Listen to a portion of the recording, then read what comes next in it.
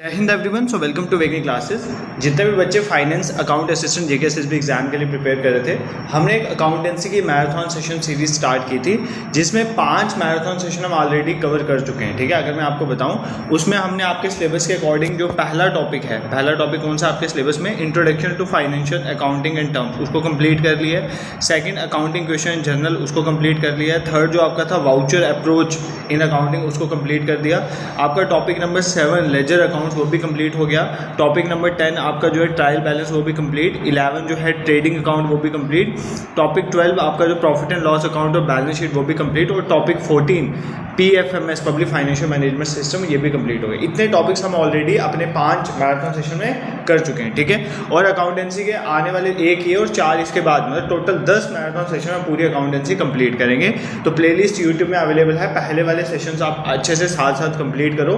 देखो, आप कुछ एस्पिरेंट बोलेंगे कि सर मैराथन सेशन जो है सिर्फ रिवीजन, देखो अगर आपको फर्स्ट टाइम पढ़ना है ना तो भी बनाए गए हैं ताकि आपको पूरा समझ आ जाए। उसके बाद आप कोई भी तमिलनाडु बोर्ड या NCERT से एक बार रिवाइज कर लेना और MCQs प्रैक्टिस करना, आपका अकाउंटेंसी वाला पोर्शन अच्छे से कवर हो जाएगा। और जिसको रिवीजन करनी है उसके लिए तो बेस्ट सोर्स है। ठीक है, बट आज जो हमारा टॉपिक ऑफ डिस्कशन रहेगा, आज जो हम आपके सिलेबस के अकॉर्डिंग जो आपका टॉपिक नंबर 13 है, ठीक है, आपका टॉपिक नंबर 13 है, उसके अंदर सोशल अकाउंटिंग, सोशल ऑडिट और cash based single entry system आता है। ये अपने आप में एक एक टॉपिक है, तो इसको कवर करेंगे।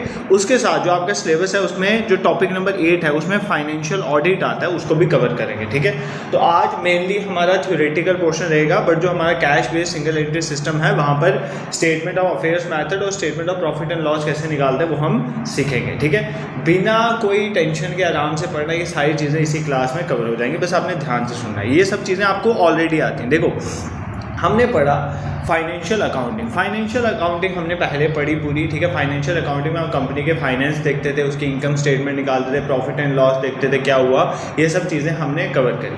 अब हमने आज जो पढ़ना है, हमने अपनी क्लास स्टार्ट करनी है विद द सोशल अकाउंटिंग। ठीक है, सोशल मतलब सोसाइटी, सोशल का मतलब क्या होता है, सोसाइटी। तो हम सोसाइटी के अकाउंटिंग करें। देखो, अगर कोई भी एक कंपनी है, वो कंपनी कहाँ पर लगती है, कोई बिजनेस इस्टेब्लिश होगा, बिजनेस सोसाइटी के अंदर लगेगा। अब जो बिजनेस एक सोसाइटी, मान लो जम्मू में कोई इंडस्ट्री लगी, तो वो बिजनेस कहाँ पे इस्टेब्लिश हुआ, जम्मू की सोसाइटी के अंदर इस्टेब्लिश हुआ।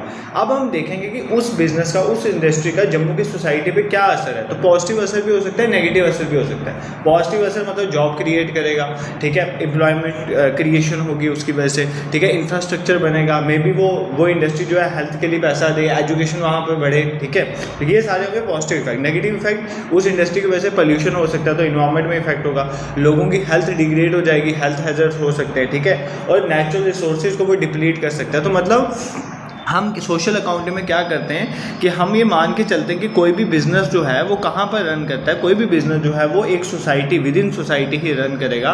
तो हम देखेंगे कि उस बिजनेस ने जो सोशल रिसोर्सेज को यूज़ किया, उसके बदले उस बिजनेस की एक सोशल रिस्पॉन्सिबिलिटी बनती है उसके एम्प्लॉयज़ के प्रति, उसके कंज्यूमर जो उसके प्रोडक्ट को कंज्यूम करें, गवर्नमेंट के प्रति, इन्वायरमेंट के प्रति और लोगों के प्रति। तो अब सोशल अकाउंटिंग में हम ये चेक करते हैं कि वो अपनी सोशल रिस्पॉन्सिबिलिटीज जो है वो पूरी कर रहा है या नहीं पूरी कर रहा है। ये सारी सोशल अकाउंटिंग होती है। ठीक है, देखो सिंपली समझो, सोशल अकाउंटिंग कुछ नहीं है, हम वो अकाउंट्स बनाते हैं कि एक बिजनेस अपना सोसाइटी के प्रति जो उसका दायित्व है उसको पूरा कर रहा है कि नहीं कर रहा है, उसके जो अकाउंट्स बनाए जाते हैं, that is known as social accounting.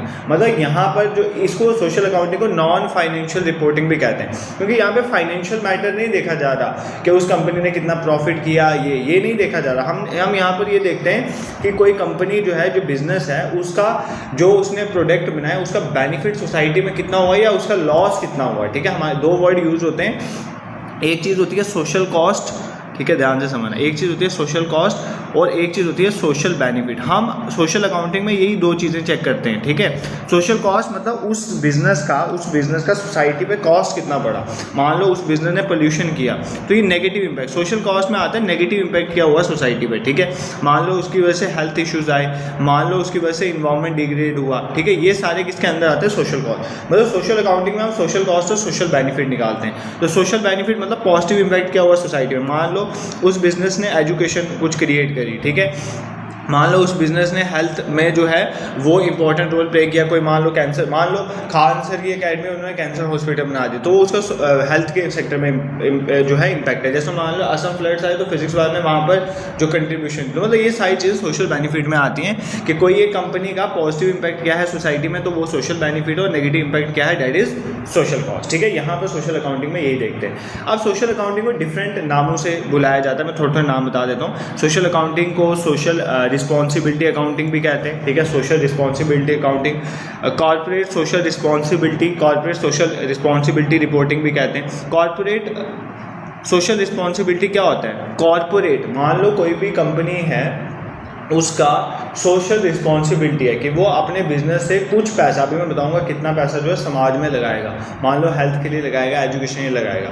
तो एक क्राइटेरिया इंडियन कंपनीज एक्ट में लिखा गया है, उस क्राइटेरिया में अंदर कोई भी कंपनी अगर पड़ती है तो उसके लिए मैंडेटरी है कि उसने क्या करना है, कुछ सोशल वर्क्स करने हैं। मान लो वुमेन एम्पावरमेंट के लिए कर दिए, हेल्थ के लिए कर दिया, एजुकेशन के लिए कर दिए, पुअर को अपलिफ्ट करने के लिए कर दिया, तो उसको वो पैसा वहाँ पर इन्वेस्ट करना पड़ता है। ठीक है, इसको नॉन फाइनेंशियल अकाउंटिंग भी कहते हैं, नॉन फाइनेंशियल अकाउंटिंग, क्योंकि यहाँ पे कोई फाइनेंस की बात नहीं होती है, तो नॉन फाइनेंशियल अकाउंटिंग या नॉन फाइनेंशियल रिपोर्टिंग, ये सारी टर्म जो है सोशल अकाउंटिंग के लिए यूज़ की जाती है। ठीक है भाई, ये बिल्कुल थ्योरेटिकल टॉपिक है, बस आपने समझना। सोशल अकाउंटिंग है कि एक बिजनेस सोसाइटी के अंदर चलता है, उसके सोसाइटी में जो पॉजिटिव और नेगेटिव इफेक्ट होते हैं उनके हम अकाउंट्स बनाते हैं, that is known as social accounting. इसमें आप देखते हैं कि सोशल कॉस्ट किसी बिजनेस की कितनी है, मतलब उसका कितना नेगेटिव इम्पैक्ट हो रहा है सोसाइटी में और उसका बेनिफिट कितना हो रहा है। ठीक है, इससे हमें इससे हमें क्या फ़ायदे हैं, देखो सबसे पहले इससे हमें पता चलता है कि एक कंपनी की सोशल परफॉर्मेंस कैसी है। ठीक है, वो सोसाइटी के लिए कितना अच्छे से परफॉर्म कर रहा है, वो सोशल कॉस्ट, सोशल बेनिफिट कितना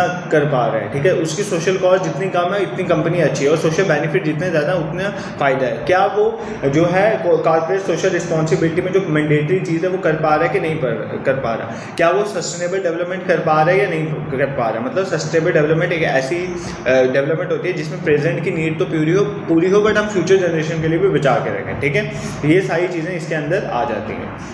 अब सबसे इम्पॉर्टेंट जो है यहाँ पर जो कंसेप्ट आपने याद रखना है उसमें मेथड है, मतलब जैसे हमने फाइनेंशियल अकाउंटिंग पढ़ी, हमने देखा हम इनकम स्टेटमेंट निकालते हैं, प्रॉफिट लॉस अकाउंट बनाते हैं, फिर बैलेंस शीट बनती है, सारी चीज़ें यहाँ पर भी होती हैं। तो अब हम देखेंगे मेथड्स जो सोशल अकाउंटिंग में होते हैं। तो सोशल अकाउंटिंग में क्या क्या हम बनाते हैं, सबसे पहले हम बनाते हैं social income statement. Social income statement तुम्हें पेपर में बनाने के लिए कोई नहीं बोलेगा, आपको 2-3 फॉर्मूले याद रखने, उसके बेसिस में कुछ आएगा तो कर लेना। एक है सोशल इनकम स्टेटमेंट, जैसे वहाँ पे इनकम स्टेटमेंट बनाते थे ना, इनकम स्टेटमेंट मतलब प्रॉफिट एंड लॉस बताने के लिए, तो यहाँ पर भी सोशल इनकम स्टेटमेंट बनती है। फिर जैसे वहाँ पे बैलेंस शीट बनती थी, यहाँ पर भी सोशल बैलेंस शीट बनती है। ठीक है, सोशल बैलेंस शीट यहाँ पर भी बनती है। ठीक है, थर्ड जो है एक हम यहाँ पर चीज़ देखते हैं कॉस्ट बेनिफिट एनालिसिस। ठीक है, cost benefit analysis. Cost benefit analysis क्या होता है, देखो अभी मैं सबके फॉर्मूले बताऊंगा, don't worry about it. Cost benefit analysis मतलब मान लो एक आपने कहीं पे कंपनी या कोई प्रोजेक्ट खोलना है, तो आप देखते हो कि उसकी सोशल कॉस्ट मतलब उसकी वजह से हमारे इन्वायरमेंट सोसाइटी को कितना नेगेटिव इम्पैक्ट है, फिर आप देखोगे उसका कितना सोशल बेनिफिट है सोसाइटी के लिए। तो अगर बेनिफिट ज़्यादा है कॉस्ट से तो आपको वहाँ पर कंपनी लगा लेनी चाहिए, और अगर आपकी कॉस्ट ज़्यादा है बेनिफिट से तो आपको वहाँ पर कंपनी नहीं लगानी चाहिए। ये कॉस्ट बेनिफिट एनालिसिस से हमें पता चलता है। ठीक है, और फोर्थ आ गया हमारा कॉर्पोरेट सोशल रिस्पॉन्सिबिलिटी, CSR की रिपोर्टिंग करना, कि कोई एक कंपनी जो है वो अपना CSR फुलफिल कर रहा है या नहीं कर रहा है। ये 4 चीज़ें जो है हमें यहाँ पर निकल, जैसे फाइनेंशियल अकाउंटिंग में बनाते हो बैलेंस शीट, वहाँ भी बनाते हो प्रॉफिट एंड लॉस अकाउंट, यहाँ भी बनाते हो, सेम चीज़ है, कोई फ़र्क तो नहीं है। ठीक है, अब एक एक करके हम देखेंगे। जैसे social income statement, social income statement हमें बताता है कि कंपनी का कितना प्रॉफिट है या कितना लॉस पे है कंपनी। ठीक है, वो कैसे पता चले, देखो आपने कुछ नहीं करना है। सोशल इनकम स्टेटमेंट मान लो आपको कोई दिया हुआ है, यहाँ लेफ्ट कोई भी आपको चीज़ दी हुई है पर्टिकुलर, और यहाँ पे आपको दिया होता है अमाउंट। ठीक है, ध्यान से सुनना, पहले आप देखोगे सोशल बेनिफिट वाली चीज़ें जिनका सोसाइटी में बेनिफिट हो रहा है। मान लो कोई एम्प्लॉयमेंट जनरेट हो रही है। ठीक है, एम्प्लॉयमेंट जनरेट हो रही है तो मतलब पॉजिटिव इम्पैक्ट है। मान लो कोई इंफ्रास्ट्रक्चर बन रहा है, इंफ्रास्ट्रक्चर डेवलपमेंट, ठीक है, उसकी वजह से इंफ्रास्ट्रक्चर बन रहा है, मान लो वहाँ पे रोड जाएगी तब भी लोगों को फ़ायदा होगा, उसका अमाउंट मान लो इसका ये अमाउंट है, इसका ये अमाउंट, तो आपने सोशल बेनिफिट लिख दिए। ठीक है, ध्यान से सुनना। इसी तरह आपको मान लो क्वेश्चन में सोशल कॉस्ट वाली चीज़ें होंगी, तो मान लो सोशल कॉस्ट में क्या आएगा, पोल्यूशन, तो पोल्यूशन कितना हो रहा है, ठीक है, वो यहाँ पर आ जाएगा सोशल कॉस्ट में। मान लो किसी को हेल्थ इश्यूज़ हो रहे हैं तो हेल्थ हज़ार्ड्स कितने, वो यहाँ पर आ जाएंगे, ठीक है, हज़ार्ड्स यहाँ पे आ जाएंगे। तो देखो सोशल बेनिफिट्स का टोटल करोगे, सोशल कॉस्ट का टोटल करोगे, ठीक है, आपने टोटल कर लेना है। तो आपकी इनकम क्या होगी, इनकम क्या होगी, सोशल इनकम क्या होगी, तो नेट सोशल इनकम आपकी हो जाएगी, नेट सोशल इनकम हो जाएगी। जो आपके सोशल बेनिफिट थे उसमें से आप अपनी सोशल कॉस्ट को माइनस कर दोगे, तो ये आपका क्या बन जाएगा, ये आपका हो जाएगा नेट सोशल इनकम। तो जैसे हम वहाँ पर निकालते थे ना, हम यहाँ पर भी ये निकालते हैं। वहाँ पर भी क्या करते थे, आपके कितने प्रॉफिट है, प्रॉफिट लॉस निकालने का फॉर्मूला क्या होता था, प्रॉफिट लॉस आप जिस तरह से वहाँ पर निकालते हो सेम चीज़ यहाँ पर भी वही एप्लीकेबल है। यहाँ पर क्या है कि आप सिर्फ देख रहे हो, यहाँ पर दो ही चीज़ें, एक तो एक कोई भी कंपनी होगी उसका सोसाइटी में या तो बेनिफिट होगा या लॉस होगा। तो बेनिफिट को बोलते हैं सोशल बेनिफिट और लॉस को बोलते हैं सोशल कॉस्ट। आप सोशल बेनिफिट देखोगे उसका टोटल निकालोगे, सोशल कॉस्ट देखोगे उसका टोटल निकालोगे, तो सोशल बेनिफिट में से सोशल कॉस्ट को माइनस कर दोगे तो वो आपकी नेट सोशल इनकम बन जाती है, ठीक है। तो ये आपने इनकम निकाली, जैसे वहाँ प्रॉफिट लॉस निकालते थे, यहाँ पर आपने इनकम निकाल दी, ठीक है। अब सेकेंड है हमारी सोशल बैलेंस शीट। तो सोशल बैलेंस शीट हम कैसे, कुछ नहीं होता, सोशल बैलेंस शीट जो है वो क्या होगी, बैलेंस शीट में क्या होता है, लायबिलिटी और एसेट। तो आप लेफ्ट साइड में जो भी आपकी सोशल लायबिलिटीज़ हैं उनको लिख दोगे और जो आपके सोशल एसेट्स हैं वो राइट साइड में लिख दोगे। इसी तरह तो बैलेंस आपकी बैलेंस शीट बनती है। तो सोशल लायबिलिटी जो भी है वो यहाँ पर आ जाएगी पर्टिकुलर्स, ठीक है, और यहाँ पर आ जाता है अमाउंट। इसी तरह यहाँ पर भी आ जाएगा देखो यहाँ से न्यूमेरिकल्स नहीं आते हैं इसलिए मैं आपको थोड़ा थोड़ा बता रहा हूँ, सॉल्व नहीं करवा रहा, आपको थोड़ा आइडिया होना चाहिए। तो मान लो लायबिलिटी क्या है, पोल्यूशन जो है वो नहीं वो हो रहा है, उससे रिसोर्सेज डिप्लीट हो रहे हैं, उनके अमाउंट यहाँ पर लिखने हैं। इसी तरह फ़ायदा, एम्प्लॉयमेंट जनरेशन, टैक्स कंट्रीब्यूशन यहाँ पर लिखनी है, ठीक है। तो एक तरफ आपने क्या लिख लेने, सारी लायबिलिटी, एक लिए एसेट। तो आप क्या, इससे क्या निकलता है, net social worth. Net social worth कैसे निकलती है, जो भी आपके एसेट्स हैं उसमें से आप क्या करोगे, एसेट्स में से लायबिलिटीज़ को माइनस कर दोगे, ठीक है, एसेट्स में से लायबिलिटीज़ को माइनस कर दोगे, वो आपका क्या निकलेगा, नेट सोशल वर्थ, ठीक है। अगर आपको कोई बोले कि हम जो सोशल अकाउंटिंग करते हैं तो हम उसमें क्या जो है सोशल इनकम निकालते हैं, सोशल वर्थ निकालते हैं, बिल्कुल निकालते हैं। नेट सोशल वर्थ कैसे निकलती है, हमारे एसेट्स कितने हैं उसमें से लायबिलिटीज़ को माइनस कर दोगे तो वो हमारा क्या निकलेगा, सोशल जो है नेट सोशल वर्थ निकलेगी, ठीक है। तो मतलब अगर नेट सोशल वर्थ हमारी पॉजिटिव है तो इसका मतलब वो पॉजिटिव कंट्रीब्यूशन कर रहा है सोसाइटी में। मान लो उसकी वजह से एम्प्लॉयमेंट जनरेट हो रहा है, टैक्स पेमेंट हो रहा है, इन्वायरमेंट को प्रोटेक्ट किया जा रहा है। बट अगर मान लो ये नेगेटिव आता है तो इसका मतलब ये है वहाँ पर जो है इन्वायरमेंट को, सोसाइटी को नेगेटिवली इंपैक्ट हो रहा है। मान लो वहाँ पर क्या हो रहा होगा, इन्वायरमेंट डिग्रेड हो रहा होगा, हेल्थ इश्यूज़ हो रहे होंगे, ठीक है। तो नेट सोशल, देखो वर्थ नेट वर्थ मतलब क्या होता है, नेट वर्थ का मतलब होता है एक कंपनी के एक टाइम पे एसेट्स कितने हैं और उसमें से आप लायबिलिटीज़ को माइनस कर दो तो उस कंपनी की वो नेट वर्थ बन जाती है, ठीक है, वो निकलता है एसेट्स माइनस लायबिलिटी। तो यहाँ पर भी social assets minus social liabilities करोगे तो नेट सोशल वर्थ निकल जाएगी। और हमने दूसरी क्या चीज़ निकाली, नेट सोशल इनकम। वो कैसे निकालोगे, जो भी आपके कंपनी के सोशल बेनिफिट्स हैं उस कंपनी के सोशल बेनिफिट्स में से सोशल कॉस्ट को माइनस कर दोगे तो आपकी नेट सोशल इनकम निकल जाएगी। यहाँ पर भी तुम्हें कोई दिक्कत नहीं होनी चाहिए, ठीक है। अब जो आपका ये है ना कॉस्ट बेनिफिट एनालिसिस, मैंने जो थर्ड चीज़ बताई थी, योर कॉस्ट बेनिफिट एनालिसिस, ठीक है, यहाँ से आपके एग्जाम में क्वेश्चन आ सकता है। कॉस्ट बेनिफिट एनालिसिस, यहाँ पे तुम्हें कॉस्ट बेनिफिट एनालिसिस क्या है, इससे आपको पता चलता है कि कोई भी एक प्रोजेक्ट जो है उसकी टोटल एक्सपेक्टेड कॉस्ट कितनी है, मतलब उससे इन्वायरमेंट या सोसाइटी को कितना इम्पैक्ट होगा नेगेटिवली, और टोटल एक्सपेक्टेड बेनिफिट कितना। उसके बेसिस में आप डिसाइड करते हो कि आपको वो कंपनी लगानी चाहिए, प्रोजेक्ट लगाना चाहिए या नहीं लगाना चाहिए। इसमें आपको दो बेसिक फॉर्मूला पढ़ना है। एक तो होता है नेट बेनिफिट। नेट बेनिफिट आप कैसे निकालते हो, नेट बेनिफिट निकालते हो जो आपका टोटल बेनिफिट हुआ, मान लो उस कंपनी को लगाने से जो सोसाइटी में टोटल पॉजिटिव बेनिफिट हुआ उसमें से आप टोटल कॉस्ट को माइनस कर दोगे। क्या कर दोगे, टोटल कॉस्ट को माइनस कर, वो आपका नेट बेनिफिट निकल जाएगा, ठीक है। एक तो ये आपका मेथड है, बेसिक फॉर्मूला है यहाँ पर। दूसरा सबसे इंपॉर्टेंट है जहाँ से पेपर में मुझे लगता है क्वेश्चन आ सकता है, that is BCR, benefit cost ratio, ठीक है, बेनिफिट कॉस्ट रेशो। तो अगर मान लो ये सिंपल क्वेश्चन डाल रहा हूँ तो वो डाल सकता है, आपको दे देगा टोटल बेनिफिट और टोटल कॉस्ट, आपको बोलेगा इसका BCR निकालो और बताओ कि ये प्रोजेक्ट जो है लगना चाहिए कि नहीं लगना चाहिए। तो आप बेनिफिट कॉस्ट रेशो कैसे निकालते हो, आपने टोटल बेनिफिट को डिवाइड कर देना है किसके साथ, टोटल कॉस्ट के साथ, टोटल कॉस्ट के साथ, ठीक है। तो आप इसको मान लो आपका टोटल बेनिफिट जो है वो 10 करोड़ है मान लो, और आपका जो मान लो टोटल कॉस्ट है वो 5 करोड़ है। मान लो एक प्रोजेक्ट को लगाने में 10 करोड़ का समाज को फ़ायदा होगा बट 5 करोड़ का नुकसान होगा, तो इसको डिवाइड करो कितना आ गया 2। तो यहाँ से आपको पता चलता है BCR की वैल्यू, ठीक है। ध्यान से सुनना ये कंसेप्ट, अगर BCR की वैल्यू ग्रेटर देन 1 आ रही है, अगर ग्रेटर देन 1 आ रही है तो मतलब उसका सोसाइटी पे प्रॉफिट ज़्यादा है, बेनिफिट ज़्यादा है, कॉस्ट कम है, तो हम उस प्रोजेक्ट को एक्सेप्ट करते हैं। और अगर BCR की वैल्यू जो है वो लेस देन 1 आती है तो हम उसको रिजेक्ट करते हैं। तो अगर BCR की वैल्यू 1 है तो ठीक है, अगर BCR की वैल्यू 1 है तो मतलब ये न्यूट्रल स्टेट है, मतलब आप प्रोजेक्ट लाओ या ना लाओ उससे ना समाज में कोई फ़ायदा हो रहा है ना नुकसान हो रहा है, ठीक है, तो ये न्यूट्रल है। बट अगर BCR की वैल्यू ग्रेटर देन 1 है इसका मतलब आप उस प्रोजेक्ट को एक्सेप्ट कर सकते हो क्योंकि उसका समाज में बेनिफिट ज़्यादा और लॉस कम है। तो कैसे निकालते हैं, जो भी टोटल बेनिफिट है उसको डिवाइड कर देंगे हम टोटल कॉस्ट के साथ, तो हमारा जो है वो निकल जाता है, ठीक है। दिस इज़ क्लियर, इसमें तो कोई दिक्कत नहीं है, तो बिल्कुल सिंपल है। एक बार लास्ट में रिवाइज करवा दूंगा सोशल अकाउंटिंग पूरा, ये इसके आप टेंशन मत लो। उसके बाद हमारा नेक्स्ट और लास्ट चौथा मेथड हमने देखा था जो यहाँ पर आता है, that is CSR, corporate social responsibility, ठीक है। कॉर्पोरेट सोशल रिस्पॉन्सिबिलिटी रिपोर्टिंग में क्या होता है, कॉर्पोरेट सोशल रिस्पॉन्सिबिलिटी रिपोर्टिंग में कंपनी जो है वो डिस्क्लोज करती है उसके मतलब मान लो उसने क्या सोशल इन्वायरमेंट और एथिकल एक्टिविटीज़ की हैं उसको वो डिस्क्लोज करती है।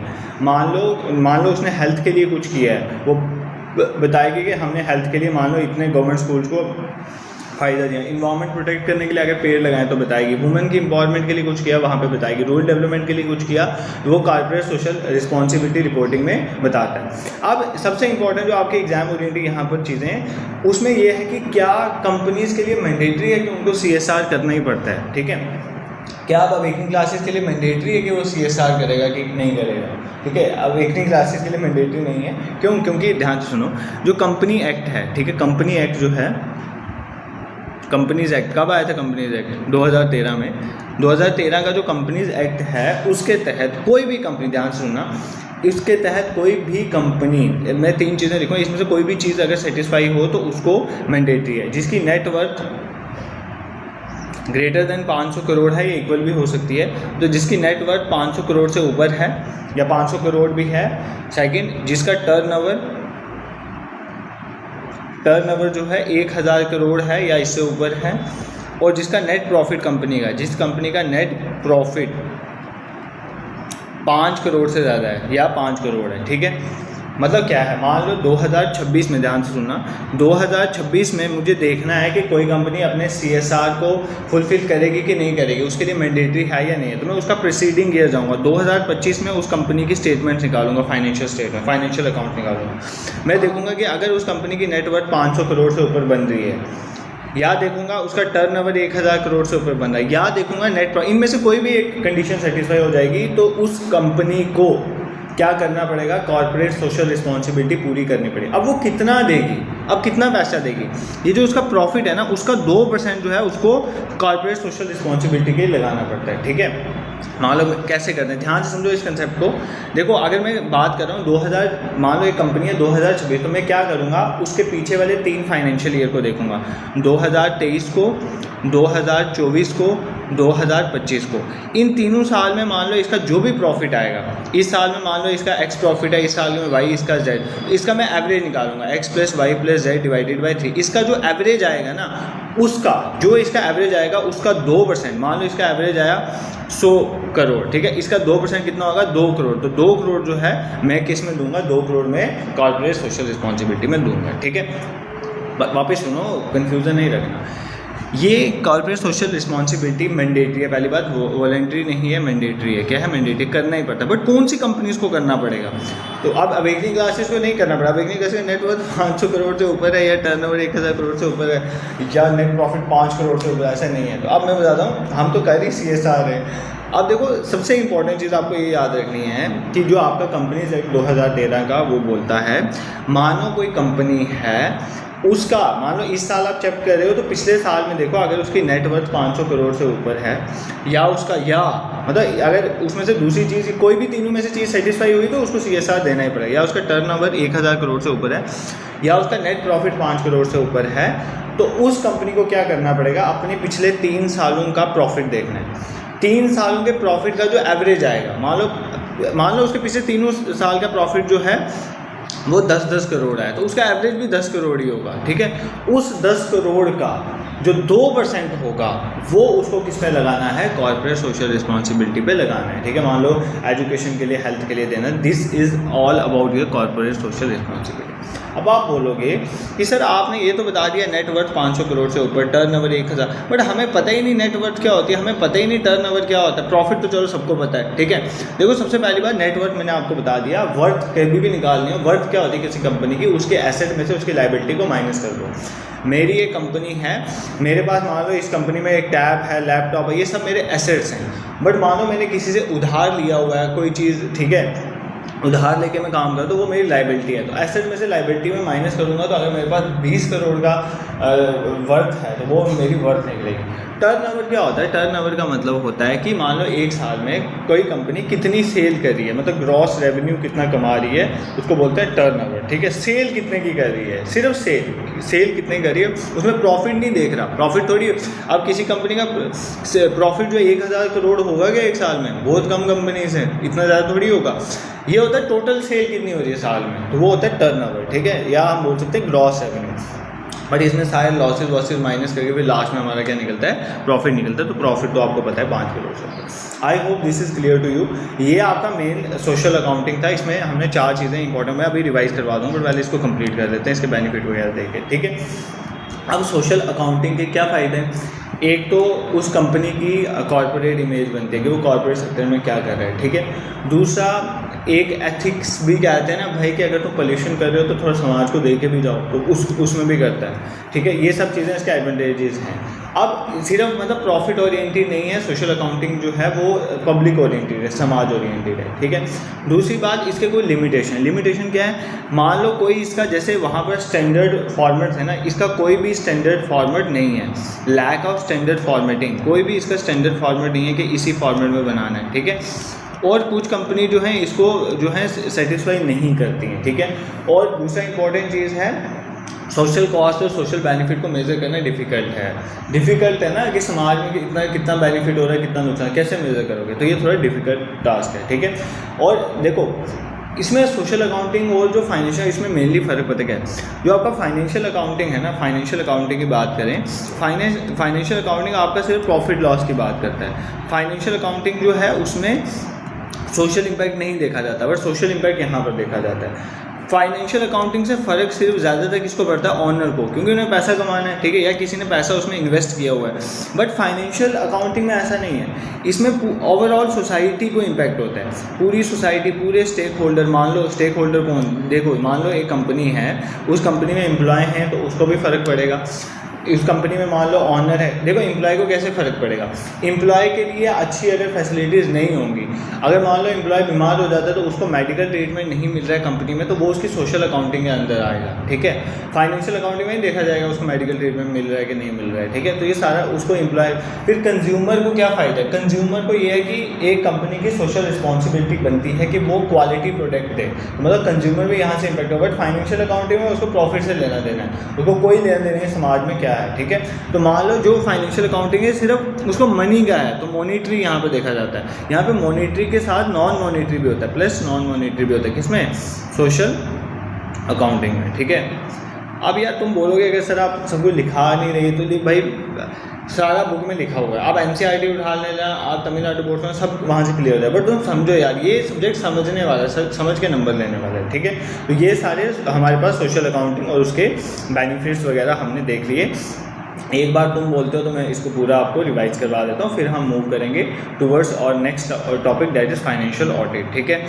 क्योंकि सोशल ऑडिट समझने के लिए पहले आपको ऑडिट बताऊँ, जो आपके सिलेबस में फाइनेंशियल ऑडिट, एक बार इसको रिवाइज करेंगे, डोंट वरी। देखो हमने ये देखा सोशल अकाउंटिंग क्या होता है, social accounting, social responsibility accounting, corporate social responsibility reporting, non financial accounting, non financial reporting, कुछ भी बोल लो। एक बिज़नेस, क्यों हमें सोशल अकाउंटिंग पढ़ना है, क्योंकि एक बिज़नेस सोसाइटी के अंदर रन करता है, तो हम देखते हैं उसका सोसाइटी पे इम्पैक्ट क्या है, उसका सोशल कॉस्ट कितना है, सोशल बेनिफिट कितना है, ठीक है। इसमें भी हम इनकम स्टेटमेंट निकालते हैं, हम सोशल बेनिफिट देखते हैं, उसमें से सोशल कॉस्ट को माइनस करते हैं, वो हमारी नेट सोशल इनकम, ठीक है। बेनिफिट मतलब positive impact on the society और कॉस्ट मतलब negative impact on the society. इसी तरह हम यहाँ पर भी बैलेंस शीट बनाते हैं, हम देखते हैं पूरा कि जो हमारी कंपनी है उसके थ्रू जो है सोशल एसेट्स कितने जनरेट हो रहे हैं और सोशल लाइबिलिटीज़ कितनी बने। तो सोशल एसेट्स में सोशल लाइबिलिटीज़ को माइनस करेंगे तो वो नेट सोशल वर्थ है। सबसे इंपॉर्टेंट यहाँ पे कॉस्ट बेनिफिट एनालिसिस। यहाँ से हमें पता चलता है कि कोई प्रोजेक्ट हमें लगाना चाहिए या नहीं लगाना चाहिए। इसके लिए हम क्या करते हैं, नेट बेनिफिट निकालते हैं। मान लो हमारा टोटल सोशल बेनिफिट कितना हो, उसमें टोटल सोशल कॉस्ट को माइनस करें नेट बेनिफिट। बट इधर सबसे इंपॉर्टेंट है बेनिफिट टू कॉस्ट रेशो। मान लो अगर कोई प्रोजेक्ट लगाया उसका टोटल बेनिफिट कितना हुआ, उसमें से टोटल कॉस्ट को डिवाइड करते हैं। अगर इसकी वैल्यू ग्रेटर देन 1 आएगी तो उस प्रोजेक्ट को लगाओ, लेस देन 1 आएगी तो नहीं लगाओ, इक्वल टू 1 है तो न्यूट्रल रहो, ठीक है। उसके बाद कॉर्पोरेट सोशल रिस्पॉन्सिबिलिटी रिपोर्टिंग होती है कि मतलब रिपोर्ट करना है कंपनी को कि क्या वो अपने कॉर्पोरेट सोशल रिस्पॉन्सिबिलिटी पूरी कर रहा है कि नहीं कर रहा है। क्या ये मैंडेटरी है वॉलंटरी? बिल्कुल मैंडेटरी है। बट उन कंपनीज़ के लिए जिनका नेटवर्थ 500 करोड़ से ऊपर है, या उनका टर्नओवर 1000 करोड़ से ऊपर है, या उनका नेट प्रॉफिट 5 करोड़ से ऊपर है, तो उनको क्या करना है, उनको 2% मतलब पिछले 3 सालों का जो उनका प्रॉफिट है ना उसका एवरेज निकालो। बट आप ये याद, पिछले 3 साल नहीं भी याद रहे, बट इतना याद रखो कि उसने 2% अपने प्रॉफिट का किस में लगाना है, कॉर्पोरेट सोशल रिस्पॉन्सिबिलिटी के लिए लगाना है, ठीक है। बाकी मैंने आपको बताया कि क्या फ़र्क होता है कॉर्पोरेट जो सोशल अकाउंटिंग और फाइनेंशियल अकाउंटिंग में सिर्फ प्रॉफिट लॉस की बात की, यहाँ पर सोसाइटी पर इम्पैक्ट देखा जाता है। ये सिर्फ ऑनर और इन्वेस्टर के लिए फ़ायदेमंद है फाइनेंशियल अकाउंटिंग, बट यहाँ पर social accounting as a society और स्टेक होल्डर सभी इन्वॉल्वमेंट, वहाँ पर ज़्यादा मॉनिटरी देखा जाता है, यहाँ पर नॉन मॉनिटरी भी इंक्लूडेड है। तो यही कुछ चीज़ें हमारी सोशल अकाउंटिंग के रिलेटेड थी, ठीक है। अब नेक्स्ट मूव करेंगे हमारा फाइनेंशियल अकाउंटिंग को। इस पे फाइनेंशियल अकाउंटिंग, फाइनेंशियल ऑडिट है, सॉरी आपके सिलेबस में एक वर्ड मेंशन। देखो फाइनेंशियल ऐसे मुझे सोशल रिस्पॉन्सिव अकाउंटिंग के बाद मुझे आपको सोशल ऑडिट पढ़ाना था, बट सोशल ऑडिट समझने से पहले आपने फाइनेंशियल अकाउंटिंग पढ़ी है, आपके सिलेबस में मेंशन है फाइनेंशियल ऑडिट। आप फाइनेंशियल ऑडिट पढ़ लोगे तो सोशल ऑडिट 2 मिनट नहीं लगेंगे, ठीक है। पहले फाइनेंशियल ऑडिट हमें कवर। और देखो एक इम्पॉर्टेंट मैं आपको यही बोलूँगा कि don't take this sessions non seriously, ठीक है। आप जाओ, आप अकाउंटेंसी के जो आपके आज इसको इंक्लूड करके 6 मैराथन सेशन, आप इन 6 मैराथन सेशन को लगाओ। मानो आपने पहले अकाउंटेंसी पढ़ी हुई है तो कोई टाइम नहीं लगेगा, हर एक सेशन 1.5 से 2 घंटे के बीच में ही होगा, 1 से 2 के बीच में, इससे ज़्यादा कोई सेशन नहीं है। तो लगा के देखो, अगर तुम्हें जो तुमने अभी तक पढ़ा होगा ना कहीं से भी, अगर तुम्हें सारा रिवाइज नहीं हो गया तो आई एम एश्योरिंग यू हो जाएगा, ठीक है। इससे ज़्यादा मैं क्या बोलूँगा आपको, तो आप उसको देख सकते हो। बाकी जो फाइनेंस अकाउंट असिस्टेंट के एस्पिरेंट हैं, आपके एग्जाम ओरिएंटेड मॉक टेस्ट जो हैं वो awakeningclasses.in में चल रहे हैं। गूगल में जाओ, लिखो awakeningclasses.in, वहाँ पर सारे सेक्शनल टेस्ट आपके अपलोडेड हैं। आपको वो सेक्शनल टेस्ट जो है ना इस महीने में देने हैं, ठीक है, क्योंकि 5 सितंबर को आपका पहला फुल लेंथ मॉक टेस्ट मैं कंडक्ट करूँगा वहाँ पे, ठीक है। वो सारे इंक्लूडेड है वहाँ पे, तो एक पहला 5 सितंबर को इंक्लूड कर, मैं चाहता हूँ उससे पहले आपके सारे आप सिलेबस को थोड़ा करके तो वहाँ पर टेस्ट वगैरह दे दो, ठीक है। तो आप जाकर उन सेक्शनल टेस्ट में पार्टिसिपेट कर सकते हो, ठीक है। गूगल में जाना है, awakeningclasses.in लिखना है बस, ठीक है। चलो बाकी बातें बाद में करेंगे, पहले स्टार्ट करते हैं। अब फाइनेंशियल ऑडिट, ऑडिट का मतलब देखो, आपने सुना होगा कि ऑडिट वाले आए, मान लो आप में से कोई कहीं पर जॉब भी करता है तो ऑडिट वाले क्या करते हैं, आपके सारे अकाउंट्स को चेक करते हैं, ठीक है, उसको बोलते हैं ऑडिटिंग। तो फाइनेंशियल ऑडिट होता है मान लो एक सिस्टमैटिक वे में एक इंडिपेंडेंट आपके बुक्स ऑफ अकाउंट्स जो हैं उनको चेक किया जाता है। बुक्स ऑफ अकाउंट्स की चेकिंग को बोलते हैं बेसिकली ऑडिट, चेक किया जाता है, ठीक है। आपके जो भी रिकॉर्ड्स हैं, फाइनेंशियल स्टेटमेंट हैं, उनको चेक किया जाता है ताकि ये पता कर सके कि वो कंपनी की जो फाइनेंशियल पोजीशन बताई गई है, परफॉर्मेंस बताई गई है, वो ट्रू भी है या नहीं। हमारे कंपनी अपना बढ़ा चढ़ा के बताए ताकि लोग उसमें इन्वेस्ट कर पाएँ, बट अगर वो झूठ भी बोले तो पकड़ोगे कैसे, ऑडिट करके पकड़ोगे, और कैसे पकड़ सकते। तो बेसिकली फाइनेंशियल ऑडिट में बुक्स ऑफ अकाउंट को चेक किया जाता है ताकि एक ट्रू एंड फेयर व्यू मिले हमें कि फाइनेंशियल पोजीशन जो है और परफॉर्मेंस जो उस कंपनी की जो दिखाई गई है वो है या नहीं है, ठीक है। ये फाइनेंशियल ऑडिट का मतलब है। अब इसमें क्या क्या चीज़ें आती है, सबसे पहली बात इसमें एक चीज़ आती है, फाइनेंशियल ऑडिट में एक चीज़ आती है, फाइनेंशियल स्टेटमेंट्स को सबसे पहले यहाँ पर देखा जाता है कि वो जो भी हमारे अकाउंटिंग स्टैंडर्ड्स थे, जो हमने पढ़े हुए हैं ना, अकाउंटिंग स्टैंडर्ड्स हमने पढ़े हुए हैं, तो जो भी हमारे अकाउंटिंग स्टैंडर्ड्स हैं उन अकाउंटिंग स्टैंडर्ड्स को फुलफ़िल किया जा रहा है कि नहीं किया जा रहा है, फॉलो किया जा रहा है कि नहीं किया जा रहा है, उनके अकॉर्डिंगली हमारे अकाउंट्स बने कि नहीं किए। पहले तो इस बात को चेक किया जाएगा, फिर देखा जाएगा कि कोई मटीरियल मिस स्टेटमेंट तो नहीं है। मटीरियल मिस स्टेटमेंट मतलब एक इस तरह का एरर, बताता हूँ एक रुक दो, मिस स्टेटमेंट वाले लिख लेते हैं। मटीरियल मिस स्टेटमेंट का मतलब होता है कि एक ऐसा एरर जो एक इम्पॉर्टेंट एरर है जिसकी वजह से कंपनी का इकोनॉमिक डिसीजन जो लेना है वो इम्पैक्ट हो सकता है। मान लो आपने क्या किया, इसको मटेरियल मिस स्टेटमेंट कहेंगे। मान लो आपने क्या किया, आपको प्रॉफिट था 5 का, उसको 7 करोड़ दिखा दिया, आप 2 करोड़ ज़्यादा दिखा दिया। अब उससे क्या होगा, मैं आपकी कंपनी में इन्वेस्ट करना, पहले मैंने देखा आपकी 5 करोड़ तो मैं नहीं इन्वेस्ट करूँगा, शायद जब 7 करोड़ प्रॉफिट देखूँगा तो 2 करोड़ ज़्यादा प्रॉफिट देखूँगा, मैं भी इन्वेस्ट कर लूँ। तो इससे आपने क्या किया, जो डिसीजन इन्वेस्टर का था उसको इम्पैक्ट किया ना, तो उसको बोलते हैं मटेरियल मिस स्टेटमेंट। तो अब आपने ये चेक करना है कि आपके जो अकाउंट्स हैं वो मटेरियल मिस स्टेटमेंट से फ्री होने चाहिए, उसमें कोई भी मटेरियल मिस स्टेटमेंट नहीं होनी चाहिए। तो ये भी बेसिकली इसका जो है वो करने का रीज़न है, ठीक है। उसके बाद एक हमें फेयर व्यू मिलना चाहिए, ठीक है। ये नहीं कि आप बढ़ा चढ़ा के गलत चीज़ें या कभी कम दिखा रहे हो, कुछ ऐसा कर रहे हो, तो ये नहीं होना चाहिए, ठीक है। और ये सारे फाइनेंशियल ऑडिट में आता है। देखो आप फाइनेंशियल ऑडिट जो है, फाइनेंशियल ऑडिट के हेल्प से आप एरर को डिटेक्ट करते हो, फ्रॉड को डिटेक्ट करते हो, ये सब चीज़ें यहाँ पर आती हैं। बट सबसे इंपॉर्टेंट चीज़ है कि क्या फाइनेंशियल ऑडिट खाली एक्सटर्नल बंदा ही करता है, मतलब एक्सटर्नल पर्सन आके फाइनेंशियल ऑडिट करता है, ये सबको पता है, ठीक है। बाहर से ऑडिटर आते हैं और वो चेक करते हैं हमारे अकाउंट को। क्या सिर्फ एक्सटर्नल ऑडिट ही होता है? ऐसा नहीं है। अब हम देखेंगे सब, ये हमें पता चलेगा जब हम टाइप्स पढ़ेंगे, टाइप्स ऑफ फाइनेंशियल ऑडिट। देखो there are n number of financial audits, ठीक है, एन नंबर ऑफ फाइनेंस, सारे नहीं पढ़ने, बट 4 मेन तरह के फाइनेंशियल ऑडिट्स होते हैं। कितने इंपॉर्टेंट तरह के फाइनेंशियल ऑडिट्स होते हैं? 4 तरह के। सबसे पहले हमारा होता है सबसे important external audit. External audit में क्या होता है? एक्सटर्नल ऑडिट में एक एक्सटर्नल बंदा आएगा, ठीक है, जो एक इंडिपेंडेंट कोई हमारा सर्टिफाइड पब्लिक अकाउंटेंट होगा, ठीक है। मान लो एक अकाउंट्स जो इंडियन काउंसिल ऑफ अकाउंट्स है, मान लो इंडियन चार्टर्ड अकाउंटेंट हैं, वहाँ से कोई एक institute of chartered accountant of India में से एक पर्सन जो है वो आएगा, और वो एक इंडिपेंडेंट पर्सन है जिसको सर्टिफाई किया गया, वो आपके अकाउंट को चेक करेगा। इसको बोलते हैं एक्सटर्नल ऑडिट, ठीक है। अब ये जो एक्सटर्नल ऑडिट करने आएगा वो चेक करेगा कि आपके अकाउंट जो हैं उसमें कोई भी मटेरियल मिस स्टेटमेंट नहीं है, और जो आपके अकाउंटिंग स्टैंडर्ड है, मान लो GAP हैं, IFRS हैं, उनको वो है सेटिस्फाई करता है। ये होता है एक्सटर्नल ऑडिट, ठीक है।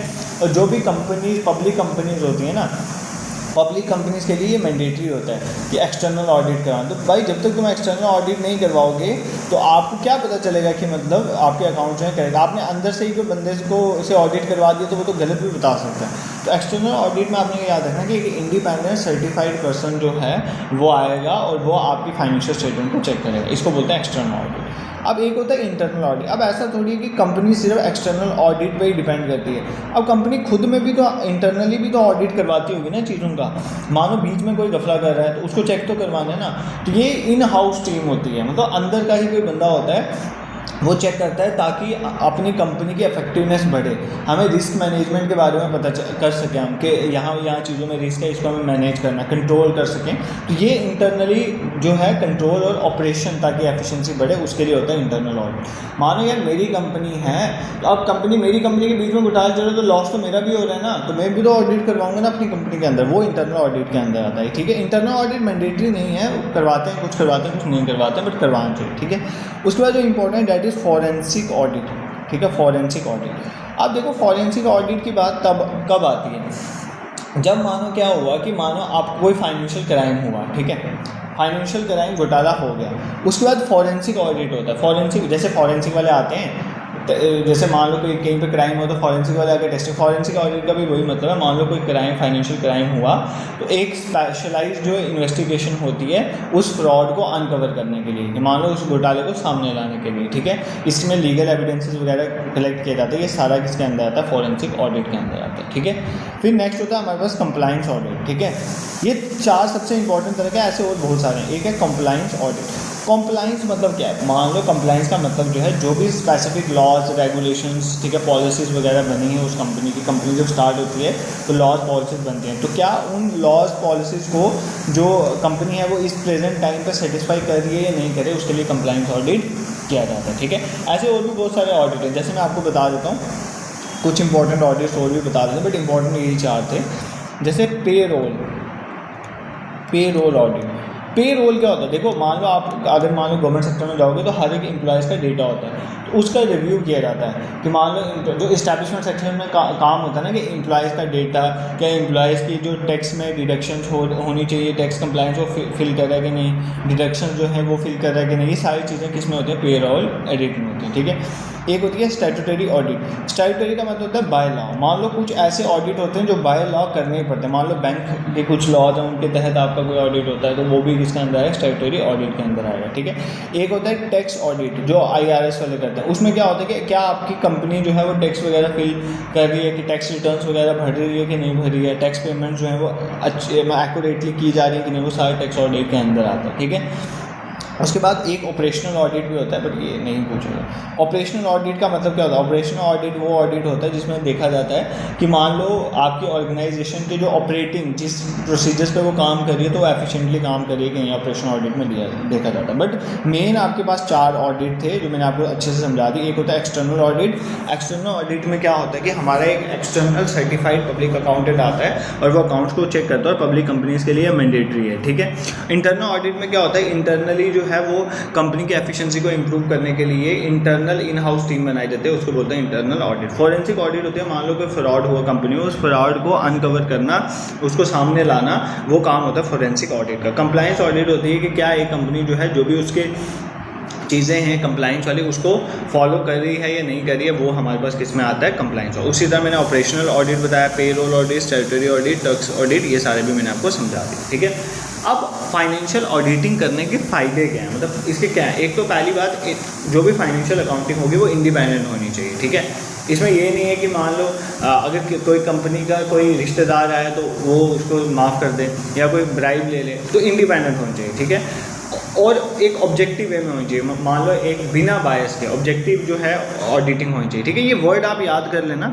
अगर इसमें देखो ये अब ये कौन सा थ्योरेटिकल टॉपिक है तो आपको ये वर्ड पता होना चाहिए कि मान लो जो ऑडिटिंग करने आया वो पर्सन इंडिपेंडेंट होना चाहिए, वो ऑब्जेक्टिव होना चाहिए। ऑब्जेक्टिव मतलब बायस नहीं होना चाहिए। ठीक है, किसी के लिए उसके अंदर इंटीग्रिटी, ऑनेस्टी होनी चाहिए। तो ये वर्ड तो सिंपल वर्ड्स है ना, आप इस एग्ज़ाम के प्रिपेयर करो, ये तो आपको पता होना चाहिए। उसमें जो है जो पर्सन आ रहा है उसमें प्रोफेशनल कॉम्पिटेंसी भी तो होनी चाहिए, प्रोफेशनली भी वो साउंड होनी है ना, उसको खुद ही नहीं पता हो कैसे बनती है बैलेंस शीट, तो फिर कैसे होगा। फाइनेंशियल कॉम्पिटेंसी भी उसमें होनी चाहिए। ठीक है, उसमें और उसने क्या करना है कि जो भी इंफॉर्मेशन जो कलेक्ट करेगा उसको कॉन्फिडेंशियल रखना चाहिए। ठीक है, लास्ट टाइम जब तक रिपोर्ट बनती है बाकी सब चीज़ें कॉन्फिडेंशियल रहनी चाहिए, और उसकी जो अप्रोच है वो एविडेंस बेस्ड अप्रोच होनी चाहिए। ये ना हो कि अपने दिमाग में एस्टिमेट लगा रहा हो, तो एविडेंस जो कलेक्ट हुआ उसके बेसिस में उसको काम करना चाहिए। ठीक है, उसके बाद उसने वो चीज़ें मटेरियल मिस स्टेटमेंट को काउंट करना, मतलब मटेरियलिटी चेक करनी। ये नहीं हो कि वो ऐसे एरर ढूंढना है जिसका कंपनी में कोई असर ही ना हो। ठीक है, ऐसे एरर ढूंढना है जिसका इकोनॉमिक डिसीजन में जो है फ़र्क पड़े। फिर उसको डॉक्यूमेंटेशन करनी चाहिए, सारे रिकॉर्ड जो हैं डॉक्यूमेंट्स हैं उनको चेक करना चाहिए, और उसके बाद उसको क्या करना चाहिए, रिपोर्टिंग करनी चाहिए, उस पर रिपोर्ट बनानी चाहिए। ठीक है, और क्लियर रिपोर्ट होनी चाहिए जो फाइनेंशियल स्टेटमेंट कंपनी को रिप्रेजेंट है। तो ये सब चीज़ें जो फाइनेंशियल ऑडिट करने आएगा उसमें होनी चाहिए। क्या वो इंडिपेंडेंट होना चाहिए, ऑब्जेक्टिव होना चाहिए, इंटीग्रल होना चाहिए, उसकी प्रोफेशनल कॉम्पिटेंसी होनी चाहिए, कॉन्फिडेंशियल होना चाहिए, मटीरियलिटी वाले देखें, मतलब वो देखें जो मटीरियल मिस स्टेटमेंट है, जिस फ्रॉड की वजह से कंपनी के इन्वेस्टर्स वगैरह जो भी हैं उनके इकोनॉमिक डिसीजन में इंपैक्ट हो, ऐसे एरर को ढूंढना है। ठीक है, एविडेंस बेस्ड होना चाहिए, डॉक्यूमेंटेशन करे, रिपोर्टिंग करे, सारी चीज़ें। ठीक है, अब सबसे इंपॉर्टेंट चीज़ है कि फाइनेंशियल ऑडिट का प्रोसीजर क्या है, किस तरह से फाइनेंशियल कैसे प्रोसीजर, मतलब वो कैसे चलता है, फाइनेंशियल ऑडिट कैसे होता है। ठीक है, कुछ नहीं है, जब भी फाइनेंशियल ऑडिट है सबसे पहले उसकी प्लानिंग की जाती है। पहले स्टेप में ऑडिट प्लानिंग की जाती है। क्या बोलते हैं इसको, ऑडिट प्लानिंग। सबसे पहले तो आप अपने दिमाग में प्लान बनाओगे ना, मान लो आप बिज़नेस को समझोगे, वो कंपनी कैसी है, उसके ऑब्जेक्टिव, ऑडिट के आप ऑब्जेक्टिव क्या, आप क्या ऑडिट में क्या, मान लो फॉरेंसिक ऑब्जेक्टिव है तो आपको पता है कि वहाँ पर फॉरेंसिक ऑडिट हो रहा है तो आपको पता है ये फ्रॉड हुआ है, आपने इसको अनकवर करना है। ठीक है, आपको ये पता होना चाहिए। फिर जो प्रोग्राम है वो आप ऑडिट का सेट करो, इतने दिनों में जाए, ये सारा ऑडिट प्लानिंग के अंदर चीज़ें आती है। ठीक है, फिर आपने इवैल्यूएशन करना है, सेकेंड स्टेप में इवैल्यूएशन करना है इंटरनल जो कंट्रोल है। ठीक है, मान लो जो भी उस कंपनी का इंटरनल कंट्रोल सिस्टम है आपने उसको इवैल्यूएट करना है। क्या, जो उस कंपनी का अकाउंटिंग सिस्टम है, हर कंपनी का अकाउंटिंग सिस्टम में वेरिएशन होती है, तो उस कंपनी का अकाउंटिंग सिस्टम उसको समझना है पहले, उसमें एसेस करना है कि कौन कौन से एरिया जहाँ पे रिस्क है। ठीक है, तो वो एरिया एसेस करने पहले वहाँ पे चेकिंग करनी है। फिर थर्ड स्टेप में उसने वाउचिंग करनी है। वाउचिंग मतलब वाउचर, जो भी सोर्स डॉक्यूमेंट हैं उनको लेना है और वेरिफिकेशन करनी है ट्रांजेक्शन की। ठीक है, उसके बाद उसने वैल्यूएशन करनी है एसेट्स एंड लाइबिलिटीज़ की। क्या कंपनी के जो एसेट्स और लाइबिलिटीज़ हैं वो उतनी है या नहीं है, उसको जाके वो चेक करेगा। इसके लिए वो गोडाउन्स वगैरह में भी चल जाता है, ठीक है, फिजिकल वेरिफिकेशन पूरी होती है, तो वो उनको क्या करेगा, वैल्यूएशन करेगा, ठीक है। फिर वो क्या करेगा, चेक करेगा फाइनेंशियल अकाउंट्स को। मान लो उस कंपनी का फाइनल अकाउंट जिसे कहते हैं, उस कंपनी का प्रॉफिट एंड लॉस अकाउंट है या बैलेंस शीट है, कैश फ्लो स्टेटमेंट है, उन सबको चेक करेगा, ठीक है। उसके बाद जो है वो क्या करेगा, उसके बाद वो ऑडिट रिपोर्ट बनाएगा, अपनी जो है व्यूज़ एक्सप्रेस करेगा कि इस कंपनी में ये है, और ऑडिट रिपोर्ट में अगर वो फ्री कर देता है कि इस कंपनी में कोई ऐसा नहीं है, तो उसको जो है एज अ प्रूफ माना जाता है कि इस कंपनी ने कोई घोटाला नहीं किया, ठीक है। This is clear. तो मतलब ये चीज़ें आपने याद रखें। सबसे पहले प्रोसीजर क्या, पहले वो ऑडिट को प्लान करेगा, फिर इवैल्यूएशन करेगा, इंटरनल कंट्रोल सिस्टम क्या मतलब उसमें अकाउंटिंग किस तरह से फॉलो होती है कंपनी में, वो तो देखेगा ना पहले। फिर वाउचर्स मंगवाएगा, फिर एसेट्स एंड लाइबिलिटीज़ की वैल्यूएशन करेगा, फिजिकल वेरिफिकेशन करेगा कि उतने वैल्यू के एसेट लाइबिलिटीज़ है भी है कि नहीं, किसी को शो की गई हैं। फाइनेंशियल अकाउंट्स को चेक करेगा, फिर ऑडिट रिपोर्ट देगा। ये सारी चीज़ें किसके अंदर होती हैं, फाइनेंशियल अकाउंटिंग के अंदर होती हैं, ठीक है। अब अगर मैं इसके फ़ायदे और नुकसान की बात करूँ तो फाइनेंशियल ऑडिट करने से फाइनेंशियल स्टेटमेंट की रिलायबिलिटी बनती है ना, कि वो रिलायबल हैं कि नहीं है। इससे क्या होगा, मान लो अगर किसी का फाइनेंशियल ऑडिट हुआ इंडिपेंडेंट और फाइनेंशियल ऑडिट में कुछ गड़बड़ नहीं आई, तो इससे क्या होगा, स्टेक होल्डर्स के साथ कंपनी की क्रेडिबिलिटी बढ़ेगी और स्टेक होल्डर ज़्यादा इन्वेस्ट करेंगे, ठीक है। फ्रॉड्स वगैरह ढूंढने में हेल्प मिलती है, इंटरनल कंट्रोल भी बढ़ता है, और डिसीजन मेकिंग जो डिसीजन ले, मान लो अपनी कंपनी में इस चीज़ में जब ऑडिट होगा तो इस चीज़ में गड़बड़ आ गई, तो कंपनी का जो ऑनर होगा वो डिसीजन लेगा ना, उस पर्सन को फायर करेगा कुछ भी, तो इकोनॉमिक डिसीजन में इंपॉर्टेंट रोल प्ले होता है, ठीक है। लिमिटेशन ये है कि ज़रूरी नहीं है कि सारे फ्रॉड पकड़े जाएं, ठीक है। और ऐसा भी है कि ज़रूरी नहीं है कि कई बार क्या होता है कि टाइम और कॉस्ट कंस्ट्रेंट की वजह से ऑडिट होते नहीं, और कुछ इंपॉर्टेंट होता है कि कई बार क्या होता है, बायसनेस होती है मैनेजमेंट के साथ, पैसा खा लिया ये वो वगैरह, तो ये सब चीज़ें जो हैं ये इसकी लिमिटेशन है, ठीक है। तो ये सारी हमारी होगी फाइनेंशियल अकाउंटिंग। देखो फाइनेंशियल अकाउंटिंग मुझे इसलिए आपको पढ़ानी पड़ी क्योंकि मुझे फाइनेंशियल अकाउंटिंग के साथ सोशल अकाउंटिंग आपके सिलेबस में मेंशन है, तो अब हम सोशल अकाउंटिंग में चलेंगे, बट एक बार हम फाइनेंशियल अकाउंटिंग को वापस रिवाइज करेंगे, ठीक है। देखो फाइनेंशियल अकाउंटिंग क्या है, ऑडिट क्या है। फाइनेंशियल अकाउंट्स जो आपके बने हैं उनको चेक करना है कि वो जो है क्लियर बने हैं कि नहीं बने, एरर फ्री बने हैं कि नहीं बने। बुक्स ऑफ अकाउंट की चेकिंग होती है, क्या वो कंपनी जो अकाउंटिंग स्टैंडर्ड को फॉलो कर रही है, क्या वो मटेरियल मिस स्टेटमेंट से, मटेरियल मिस स्टेटमेंट का मतलब होता है जो भी ऐसे एरर, जिन एरर से इकोनॉमिक डिसीजन इंपैक्ट हो सकते हैं उनको बोलते हैं मटेरियल एरर, उन एरर को फाइंड करना है, ठीक है। और फेयर व्यू देना कंपनी के बारे में, ये सारे के लिए ऑडिट होता है। इसमें टाइप्स इंपॉर्टेंट, एक्सटर्नल ऑडिट होता है जो बाहर से एक सर्टिफाइड पब्लिक अकाउंटेंट आके कंपनी का ऑडिट करता है, डायरेक्ट नो एक्सटर्नल ऑडिट, ठीक है, सर्टिफाइड पब्लिक अकाउंटिंग के द्वारा किया जाता है। फिर उसके बाद आ गया इंटरनल ऑडिट, अंदर ही जो ऑडिट होगा, कंपनी के अंदर ही जो ऑडिट होगा, डायरेक्ट नो इंटरनल ऑडिट, ठीक है, वो इंटरनल एफिशिएंसीज को इंप्रूव करने के लिए कंपनी करवाती रहती है। फॉरेंसिक ऑडिट तब होता है मान लो एक फ्रॉड हो गया तो उसको अनकवर करने के लिए। कंप्लायंस ऑडिट क्या, कंपनी के जो लॉज रूल्स हैं उनको फॉलो किया जाए। पे रोल ऑडिट में क्या होता है, एम्प्लॉयज़ का डेटा, ठीक है, कि एम्प्लॉयज़ को सारा जो डेटा है वो सबको चेक किया जाता है। स्टैट्यूटरी ऑडिट में मान लो कोई लीगली कोई ऑडिट करवाना है तो वो करवाया जाता है। टैक्स ऑडिट में क्या है, टैक्स रिटर्न वगैरह भरे जा रहे हैं टाइमली और करेक्ट भरे जा रहे हैं वो देखा जाए। ऑपरेशनल ऑडिट क्या, ऑपरेशनल एफिशिएंसी में कोई दिक्कत तो नहीं है, वो सब देखने के लिए, ठीक है।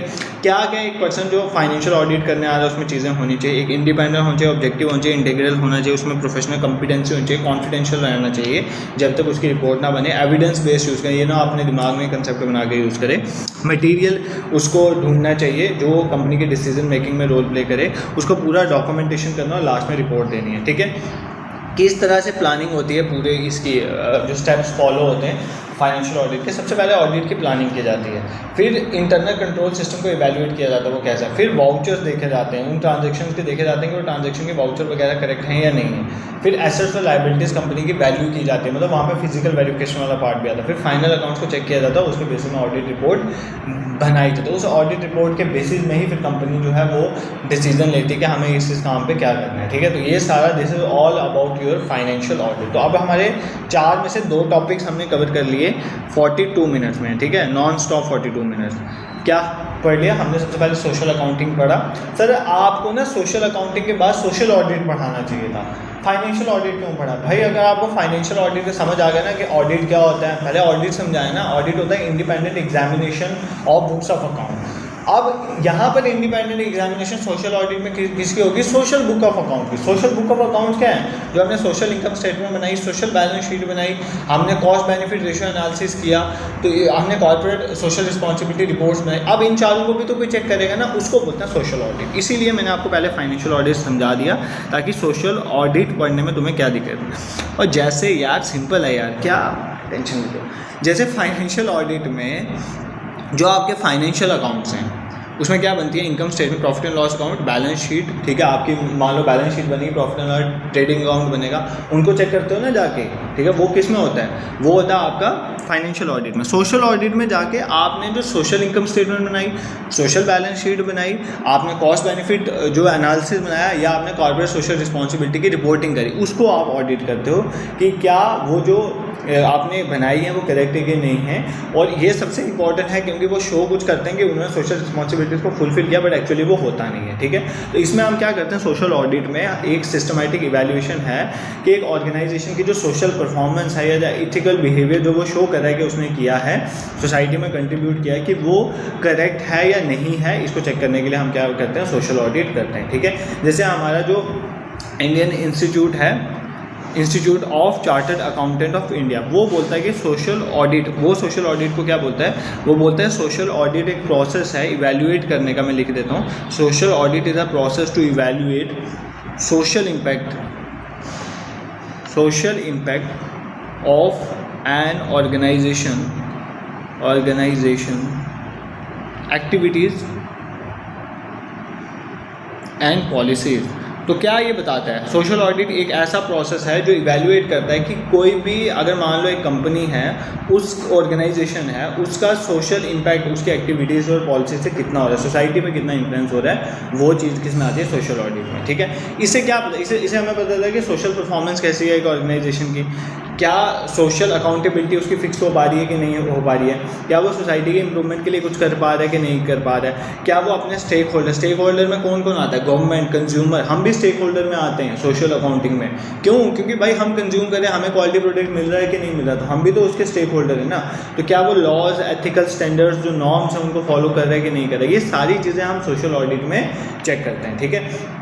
जैसे फॉर एग्जांपल अगर कोई एम्प्लॉय है तो एम्प्लॉय को फेयर वेजेस मिल रहे हैं कि नहीं मिल रहे हैं, मान लो उसको वर्किंग कंडीशन अच्छी मिल रही है कि नहीं मिल रही है, ये चीज़ें यहाँ पर चेक होंगी। मान लो कोई कंज्यूमर है, उसको अच्छे प्राइस पे चीज़ें मिल रही हैं, फेयर प्राइसिंग है कि नहीं, ये नहीं है कि बढ़ा के अमाउंट बताया हो। फिर प्रोडक्ट में क्वालिटी है कि ये नहीं है। इन्वायरमेंट के लिहाज से हम चेक करते हैं कि मान लो पोल्यूशन पर कंट्रोल कर रहा है कि नहीं कर रहा है, रिसोर्सेज को सस्टेनेबल वे में यूज़ कर रहे हैं कि नहीं कर रहे हैं, ठीक है। समझ रहे हो आप? गवर्नमेंट के वे में हम क्या है, मैं ये बता रहा हूँ कि जो स्टेक होल्डर है उन कैसे कैसे आप स्टेक होल्डर को समझोगे।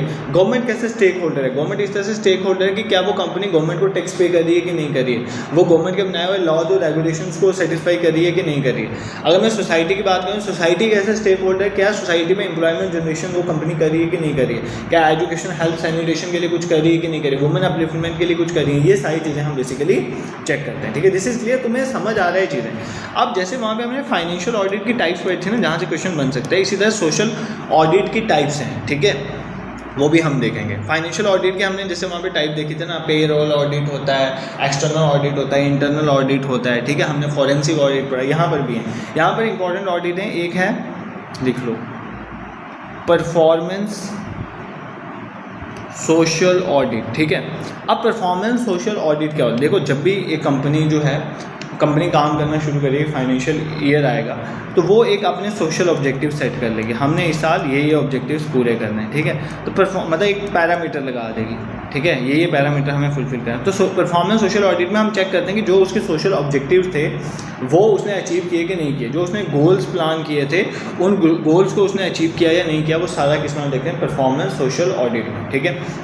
Next is financial social audit. अब सोशल अकाउंटिंग में फाइनेंशियल क्या चीज़ आप चेक करोगे? पैसों का क्या होगा? फाइनेंशियल सोशल भाई, एक कंपनी एक्ट बोलती है कि कॉर्पोरेट सोशल रिस्पॉन्सिबिलिटी में इतना पैसा आपने यूटिलाइज़ करना है, ठीक है, सोसाइटी के वेलफेयर के लिए 2%। तो भाई वो पैसा जो है वो प्रॉपरली यूटिलाइज हुआ कि नहीं हुआ, तो पैसे का मैटर है ना, पैसे का चेक करना है ना बाबू भैया। तो वो पैसा अच्छे से यूटिलाइज हुआ कि नहीं हुआ, वो आपको चेक करना है ना। तो वो किस में आएगा? फाइनेंशियल सोशल ऑडिट में। जो भी आप खर्चे करते हो कंपनी के, उसमें ट्रांसपेरेंसी है कि नहीं, वो दिखाया है कि वो गरीबों की हेल्थ के लिए हुआ है और वो अपनी फैमिली के किसी के इलाज के लिए हुआ, तो वो कैसे चेक करोगे, वो कैसे होगा, एक्सपेंडिचर के में ट्रांसपेरेंसी जो है फाइनेंशियल सोशल ऑडिट के थ्रू ही होती है, ठीक है। और जो कॉर्पोरेट सोशल रिस्पॉन्सिबिलिटीज़ का बजट वो कई बार उठा के कंपनी के सोफ़ा लेने में ले लिया, कि मतलब सोफ़े और सेटी लगाने में लगा दिया, तो वो भी तो गलत है ना, तो वो भी यहाँ से पता चलता है, ठीक है। ये कौन सा आ जाएगा, फाइनेंशियल सोशल ऑडिट, ठीक है। इसी तरह मान लो we have environment social audit, ठीक है। अब इन्वायरमेंट में सोशल ऑडिट का मतलब क्या था, मतलब इन्वायरमेंट जो बिजनेस के ऑपरेशन उनकी वजह से इन्वायरमेंट में क्या इंपैक्ट हुआ, पोल्यूशन कंट्रोल में कुछ हुआ कि नहीं हुआ, वेस्ट मैनेजमेंट, मान लो कंपनी बोल रही है हमने वेस्ट मैनेजमेंट बहुत अच्छा काम किया बट किया ही ना हो, ठीक है। फिर इसी तरह next is compliance social audit, कि कंपनी जो है वो कंप्लायंस जो भी उनके जो लॉज हैं, मान लो कंपनीज एक्ट 2013 के अकॉर्डिंगली इतना पैसा CSR के लिए देना है कि वो फॉलो हो रहा है कि नहीं हो रहा है, ये सारा किसके आता है, कंप्लायंस सोशल ऑडिट के अंदर, ठीक है। उसके बाद इंटरनल और एक्सटर्नल सोशल ऑडिट, ये तो आपको पता है। इंटरनल सोशल ऑडिट में क्या होता है कि इंटरनल पर्सन होगा और एक्सटर्नल सोशल ऑडिट में होगा इंडिपेंडेंट एजेंसी, मान लो थर्ड पार्टी जो है वो ऑडिट कराएगी, तो एक्सटर्नल सोशल ऑडिट उसको बोल सकते हैं, ठीक है। फिर एक होता है पार्टी, ये इंपॉर्टेंट है, participatory social audit. Participatory social audit क्या होता है, ध्यान सुनो, एक अच्छा सोशल, ये सोसाइटी के लिए है ना, ये ऑडिट किसका हो रहा है, सोशल अकाउंटिंग में आप सोसाइटी के लिए कंपनी कितना इंपैक्ट है, बट अगर आपने सोसाइटी की पार्टिसिपेशन नहीं की तो फ़ायदा क्या है। इसमें क्या होता है कि जो ऑडिट करने के लिए आता है वो कम्युनिटी को मिलता है, और जो कंपनी बोल रही है कि हमने इस कम्युनिटी के लिए उस कम्युनिटी से पूछता है, तो इसमें तो बाहर निकल के आप चेक कर सकते हो ना, तो इसको क्या बोलते हैं, पार्टिसिपेटिव सोशल ऑडिट। ये सबसे इंपॉर्टेंट पार्ट है, ठीक है, सोशल ऑडिटिंग का। पार्टिसिपेशन मतलब लोगों से पूछना, मान लो कम्युनिटी की इन्वॉल्वमेंट, उनसे पूछना कि आपको इसका इम्पैक्ट हुआ या नहीं हुआ, ठीक है। एक बार वापस सारे टाइप्स रिवाइज करवा देता हूँ। सबसे पहले हमने देखा था परफॉर्मेंस सोशल ऑडिट, इसमें आप जो भी सोशल गोल्स आपने बनाए थे क्या वो अचीव हो रहे हैं कि नहीं हो रहे हैं, वो सारा किसके अंदर आता है, वो सारा परफॉर्मेंस सोशल ऑडिट के अंदर आता है, ठीक है, पैरामीटर या goals. Second financial social audit, मतलब जो भी CSR फंड था वो प्रॉपर्ली यूटिलाइज हुए कि नहीं हुए, वो यहाँ पे देखते हैं। इन्वायरमेंट सोशल ऑडिट में आप देखते हो इन्वायरमेंट का इम्पैक्ट। कंप्लायंस सोशल ऑडिट में देखते हैं जो भी आपके लॉज थे, जो सोशल लॉज थे, उनको लीगल एडहेरेंस हुई है कि नहीं हुई है। Internal social and external social audit के ऑडिट कर कौन रहा है, इंटरनल पर्सन ही कर रहा है कंपनी के अंदर ही, या बाहर से कोई इंडिपेंडेंट थर्ड पार्टी पर्सन है। और पार्टिसिपेटिव सोशल ऑडिट है कम्युनिटी की इन्वॉल्वमेंट, ठीक है, तो ये सारा इसमें आता है। Sir what is the process of doing social audit, क्या स्टेप्स सोशल ऑडिट में इन्वॉल्व हैं, सेम स्टेप्स हैं। सबसे पहले आप प्लान करते हो सोशल ऑडिट, उसके बाद आप डॉक्यूमेंट्स वगैरह कलेक्ट करते हो, फिर आप रिकॉर्ड्स को वेरीफाई करते हो, बट इसमें ये है कि इसमें कम्युनिटी इन्वॉल्वमेंट भी आप करते हो, मतलब जो भी बेनिफिशरीज़ हैं, मान लो जो भी स्टेक होल्डर्स हैं, उनके साथ मीटिंग करते हो, उनसे फीडबैक लेते हो कि वहाँ पर इसका इम्पैक्ट हो रहा है कि नहीं हो रहा है, ठीक है। इसमें एक चीज़ होती है जन सुनवाई, मतलब आप क्या करते हो, लोगों को सुनते हो, ठीक है, सिटीजन्स को ऑब्जेक्शंस और कंप्लेन रेज करने का टाइम देते हो, फिर आप इसकी रिपोर्टिंग करते हो, जैसे वहाँ पर भी होती है रिपोर्टिंग, और लास्ट में कोई भी फॉलोअप एक्शन कंपनी लेती है, मान लो वो करेक्टिव स्टेप लेती है, अकाउंटेबिलिटी फिक्स करती है, ठीक है, ये सब चीज़ें यहाँ पे आती है। बट इंपॉर्टेंट चीज़ यहाँ पर same steps like that in financial accounting, ठीक है, वहाँ पर जो आपकी फाइनेंशियल ऑडिट हुआ है जो स्टेप वहाँ पर हुआ यहाँ पर, बट इसके अंदर एक कम्युनिटी पार्टिसिपेशन जन सुनवाई वाला एक इंपॉर्टेंट चीज़ भी यहाँ पर इंक्लूडेड है, ये पॉइंट भी आपको क्लियर होना चाहिए, ठीक है। इसके क्या फ़ायदे हैं, एक तो सोशल अकाउंटेबिलिटी बढ़ेगी, ऑर्गेनाइजेशन की रेपुटेशन इंप्रूव होगी, ठीक है, कि ये जैसे मान लो टाटा ऑर्गेनाइजेशन है तो उसकी कितनी आपकी रेपुटेशन है इसकी वजह से कि वो कितना सोशल वर्क करते हैं, ठीक है। स्टेक होल्डर को कॉन्फिडेंस बढ़ेगा, ठीक है, कंज्यूमर का कॉन्फिडेंस बढ़ेगा, तो ऑटोमेटिकली कंपनी, क्योंकि क्वालिटी प्रोडक्ट होगा, उसके सोशल ऑडिट में अच्छा आएगा, तो आपकी कंपनी क्या करेगी, कंपनी के ऊपर विश्वास बढ़ेगा और ज़्यादा प्रोडक्ट बिकेगा, ये भी तो फ़ायदा है ना। तो बेसिकली लॉन्ग टर्म में कंपनी को हेल्प करने में ये चीज़ें हेल्प करती हैं, ठीक है। लिमिटेशन ये है कि कोई स्टैंडर्ड प्रोसीजर यहाँ पर भी नहीं है, और ये है कि सोशल कॉस्ट और बेनिफिट आपको मेजर करना डिफिकल्ट है, मैंने सोशल अकाउंटिंग में भी बताया, कॉस्ट और टाइम कंज्यूमिंग है ये, ठीक है, और कई बार मैनेजमेंट रेसिस्ट भी करती है इन चीज़ों में, और पैसा वैसा देना ये सब भी चलता है, ठीक है। तो ये सारा इसमें आपको कवर करना था, ठीक है। I hope this is clear to you, यहाँ पर तुम्हें कोई दिक्कत नहीं होगी। तो अभी तक हमने क्या कवर कर लिया सर, हमने अभी तक 3 टॉपिक्स हमने इंपॉर्टेंट कवर कर लिए। सबसे पहले हमने सोशल अकाउंटिंग को कवर किया, उसको अच्छे से कंप्लीट किया, फिर सर हमने कवर किया हमारा सेकेंड टॉपिक जो था हमारा फाइनेंशियल ऑडिट, उसके बाद हमने सोशल ऑडिट को कवर कर लिया, ठीक है। पानी पी लूँ, इजाज़त है तुम्हारी, तब तक तुम देख लो अगर थोड़ा बहुत देखना है।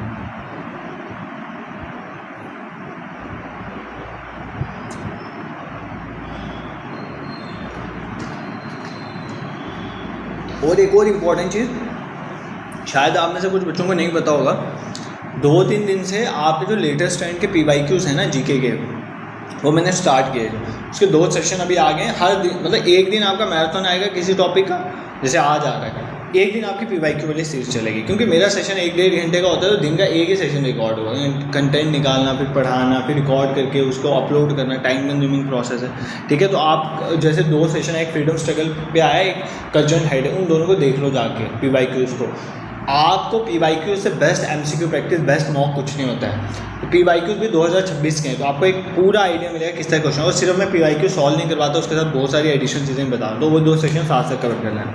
बाकी ना रोज़ शाम को ना इंस्टाग्राम अवेकनिंग क्लासेस में सर्च करना है, इंस्टाग्राम में अवेकनिंग क्लासेस, ठीक है, वहाँ पे आपको मिल जाएगा। वहाँ पर भी यही हो रहा है, एक दिन मैं MCQ सेशन ले रहा हूँ, ठीक है, आपका लेटेस्ट ट्रेंड के अकॉर्डिंग, तो वहाँ पे जाके रोज़ शाम को टेस्ट दो।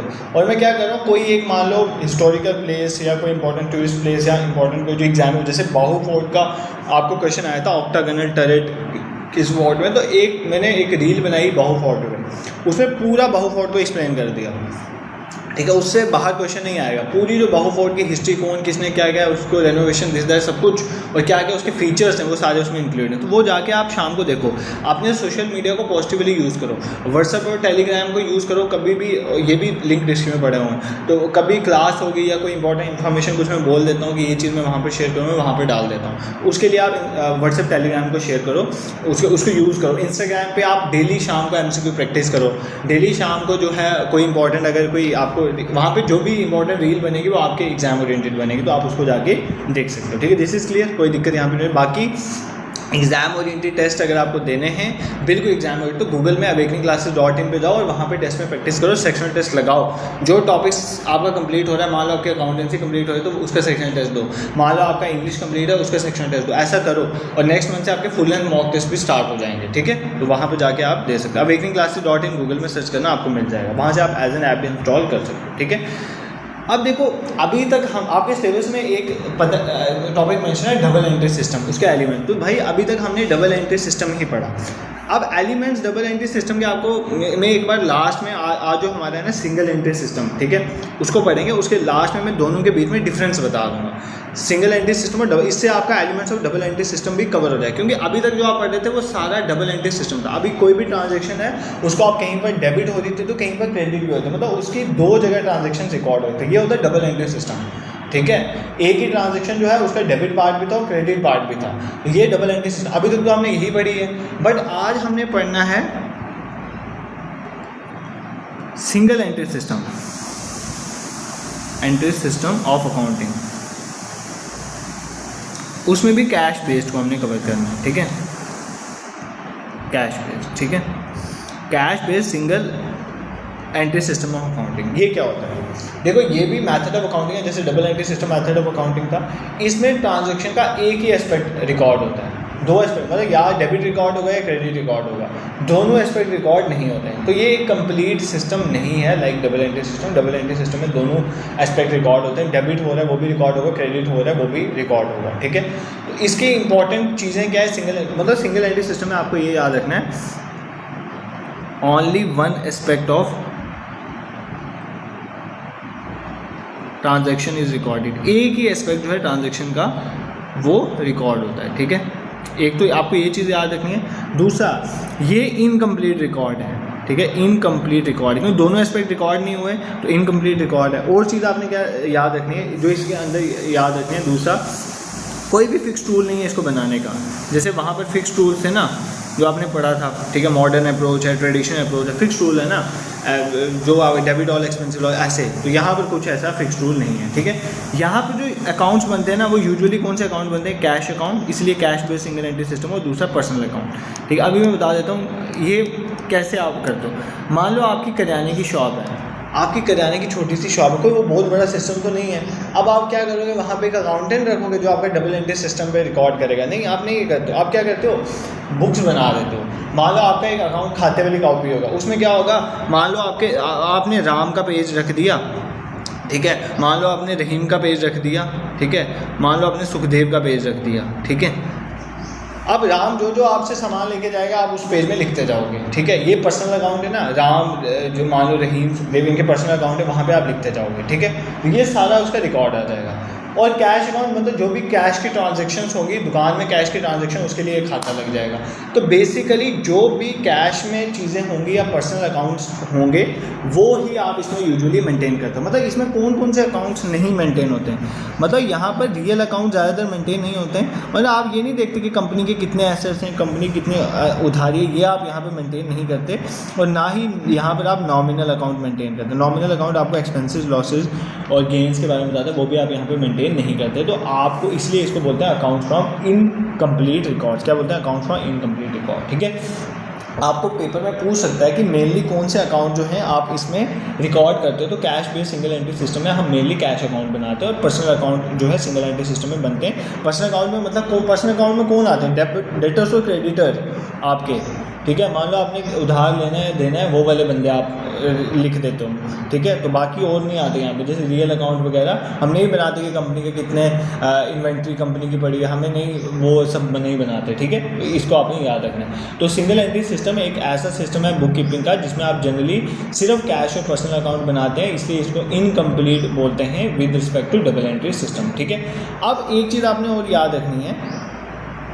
ठीक है, अब ये कंपलसरी नहीं है, ध्यान से सुनना, ये कंपलसरी नहीं है कि सिंगल एंट्री सिस्टम में खाली एक एस्पेक्ट रिकॉर्ड हो। जैसे मैं एग्जांपल के तौर पे बताता हूँ, कुछ ऐसी चीज़ें हैं जिनके दोनों एस्पेक्ट भी सिंगल एंट्री सिस्टम में रिकॉर्ड होते हैं। जैसे मान लो आपने किसी कस्टमर से कैश रिसीव करी, ठीक है, कस्टमर से कैश रिसीव करी, तो ये आपका किसका पार्ट है? इसमें दोनों एस्पेक्ट जो है ट्रांजैक्शन के रिकॉर्ड हुए। ठीक है, आपकी कैश रिसीव आई और आपने जो कस्टमर से कैश रिसीव पहले उसको प्रोडक्ट दिया होगा, तो मतलब दोनों चीज़ें आपकी रिकॉर्ड होगी ना। तो मतलब कई बार दोनों ट्रांजैक्शन भी रिकॉर्ड होती हैं, कई बार एक ही एस्पेक्ट रिकॉर्ड होता है। ठीक है, मान लो आपने कोई चीज़ जो है वो खरीदी, ठीक है, वो आप सिर्फ उसको रिकॉर्ड करोगे। तो मानो कुछ मतलब मेरा कहने का मतलब है कि सिंगल एंट्री सिस्टम में ऑल्दो सिंगल एंट्री सिस्टम एक एस्पेक्ट रिकॉर्ड होता है, बट कुछ केसेस में इसमें दोनों एस्पेक्ट भी रिकॉर्ड होते हैं और कुछ केसेस में एक भी एस्पेक्ट रिकॉर्ड नहीं होता है। Not recorded even a single aspect, दोनों में से एक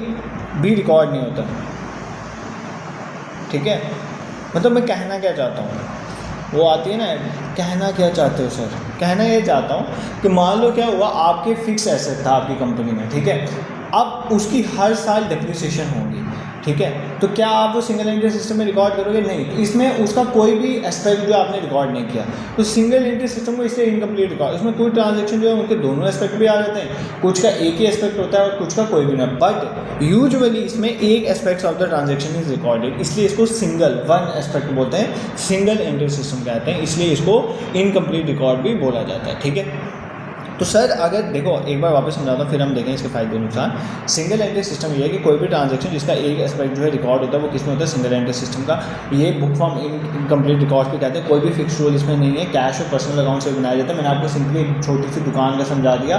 दुकान में राम शाम ये आके सामान लेते हैं तो उसकी एक कॉपी में खाता बन जाता है। ठीक है, वो क्या क्या लेके जा रहा है, बस अब ये थोड़ी देखता है कंपनी में इन्वेंट्री कितनी बची है, ये वो उसका अकाउंट बनाते हैं कि इतना तेल बच गया, इतना, वो सारा अकाउंट वगैरह नहीं बनाती छोटी मोटी दुकानें। ठीक है, वो एस्टिमेशन में देखते हैं इतने काम में अब ये सामान मंगवा दो। तो ये होता है जो है आपका इनकम्प्लीट रिकॉर्ड। इसमें रियल और नॉमिनल अकाउंट यूजुअली नहीं बनते। अब कोई ट्रांजैक्शन होती है इसमें दोनों भी रिकॉर्ड हो जाते हैं, कुछ में एक होता है और कुछ में कोई भी एक एस्पेक्ट रिकॉर्ड नहीं होता, जैसे डेप्रिसिएशन वगैरह। बट ज़्यादा केसेस में इसमें क्या होता है, एक ही एस्पेक्ट रिकॉर्ड होता है ट्रांजैक्शन का, इसलिए हम इसको सिंगल एंट्री सिस्टम कहते हैं। आई होप अब आपके दिमाग में चीज़ें बैठ गई होंगी। ठीक है, ये तो समझ आ गया। अब इसके बेसिकली इसमें क्या क्या और चीज़ें जो आपको फीचर्स इसके याद हैं। एक तो मैंने आपको बता दिया कि स्मॉल बिजनेस के लिए हेल्पफुल है जहाँ पे ट्रांजैक्शन लिमिटेड होती हैं। सेकंड मैंने आपको बताया कि पर्सनल अकाउंट्स, रिपीट कर रहा हूँ, पर्सनल अकाउंट्स यहाँ पे आप बनाते हो, रियल अकाउंट और नॉमिनल अकाउंट जनरली नहीं बनाते हो। इसमें आप कैश बुक बनाते हो, क्योंकि कैश बुक वही आप बना रहे हो, दो ही तरह के अकाउंट बना रहे हो, कैश अकाउंट बना रहे हो या पर्सनल अकाउंट बना रहे हो। ठीक है, और इंपॉर्टेंट चीज़ ये है कि इसमें जो है फाइनल अकाउंट्स आपके नहीं बनते हैं। ठीक है, फाइनल अकाउंट्स बहुत कम बनते हैं। इसमें आपको बताऊँगा दो ही चीज़ें बनते हैं, स्टेटमेंट ऑफ अफेयर्स और प्रॉफिट एंड लॉस, बस आप यहाँ पे कैलकुलेट कर दो। तो बेसिकली फाइनल अकाउंट्स बनाने में यहाँ पे डिफिकल्टी आती है। क्यों डिफिकल्टी आती है भाई? जब आपने दोनों एस्पेक्ट उसके रिकॉर्ड ही नहीं किए तो आप trading account, profit and loss account में बैलेंस शीट कैसे बनाओगे? अगर आपने रियल अकाउंट बनाया ही नहीं तो आप बैलेंस शीट कैसे बनाओगे? आपने नॉमिनल अकाउंट बनाया ही नहीं, खर्चे और गेन्स नहीं देखा, तो आप प्रॉफिट एंड लॉस अकाउंट कैसे बनाओगे? तो यहाँ पर trading account, profit and loss account और बैलेंस शीट ये नहीं बनती है।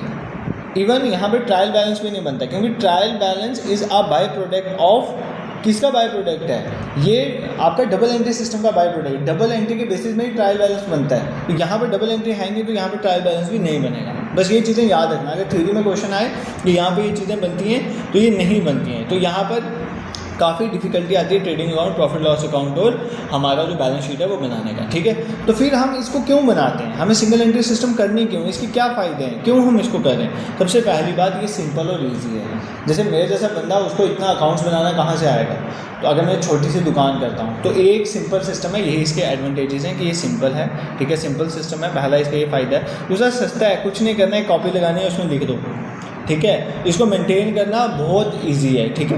और स्मॉल बिजनेसेस के लिए फ़ायदा है, और कोई स्पेशलाइज नॉलेज, कोई सीए वगैरह की ज़रूरत इसको बनाने में नहीं पड़ती है। तो इससे आप प्रॉफिट जो है वो ईजिली निकाल सकते हो। लास्ट में आप ईजिली नहीं, मैं अभी निकाल के बताऊंगा कि आप प्रॉफिट और लॉस इसमें कैसे निकालते हो सिंगल एंट्री सिस्टम में, ठीक है। वो बट वो प्रॉफिट एंड लॉस जो इससे निकलता है ना, वो एक्यूरेट है, पूरा रिलायबल है, ऐसा नहीं है। क्योंकि जिसमें डबल एंट्री सिस्टम ही नहीं है, जिसमें दोनों चीज़ें एस्पेक्ट रिकॉर्ड ही नहीं, उससे जो प्रॉफिट लॉस निकलेगा वो कितना परसेंट ही करेक्ट होगा। तो मतलब इससे प्रॉफिट लॉस ईजिली निकल जाता है, प्रॉफिट और लॉस कंपनी का ईजिली निकल जाता है। बट यहाँ पर प्रॉफिट एंड लॉस करेक्ट हो ये नहीं है। तो ये हम डिसएडवांटेजेस में कुछ चीज़ें देख लेते हैं। डिसएडवांटेजेस क्या, ये मैंने एडवांटेजेस बता दिया। एडवांटेज यही है कि एक तो सिंपल मेथड है, दूसरा जो है सस्ता है, तीसरा ये है कोई भी आपको सीए की जरूरत नहीं पड़ेगा, प्रॉफिट एंड लॉस जो है ईजिली आइडेंटिफाई हो जाएगा।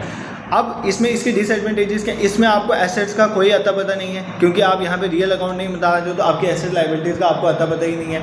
इसमें एक्यूरेसी का कोई अता पता नहीं है, क्योंकि एक्यूरेसी का इसलिए अता पता नहीं है, अर्थमेटिक एक्यूरेसी, क्योंकि ट्रायल बैलेंस यहाँ पे नहीं बन रहा है, ठीक है। तो इसमें एक्यूरेसी का भी अता पता नहीं है, ठीक है। इसमें प्रॉफिट जो आपका है वो भी एक्यूरेट नहीं निकलता। प्रॉफिट एक्यूरेट तब निकलेगा जब आपका ट्रेडिंग अकाउंट और प्रॉफिट एंड लॉस अकाउंट बनेगा, तो वो नहीं बनता यहाँ पे, ठीक है। तो प्रॉफिट एक्यूरेट यहाँ पर नहीं निकलता है, ठीक है। ये इनके जो है नुकसान है, ठीक है। आप किसी कंपनी की फाइनेंशियल पोजीशन नहीं देख सकते, वर्थ नहीं देख सकते, आपको एसेट लायबिलिटी नहीं पता, तो आप कंपनी की वर्थ क्या देखोगे उसमें, तो कंपनी की वर्थ का भी नहीं पता चलेगा। कोई इसमें इंटरनल चेक नहीं है, क्योंकि इसमें कोई रूल ही फॉलो नहीं हो रहा है बनाने में, तो क्या इंटरनल चेक होगा, कोई प्रॉपर फॉर्मेट ही नहीं है, ठीक है। और बेसिकली इसमें कोई भी आप मान लो आप इस साल आपको देखना है कि पिछले 3 सालों में मेरे कंपनी का कितना एसेट्स है, क्या मेरा एसेट बढ़ा है या कम हुआ है, तो आप उसको भी चेक नहीं कर सकते। तो ये इसके नुकसान है, ठीक है।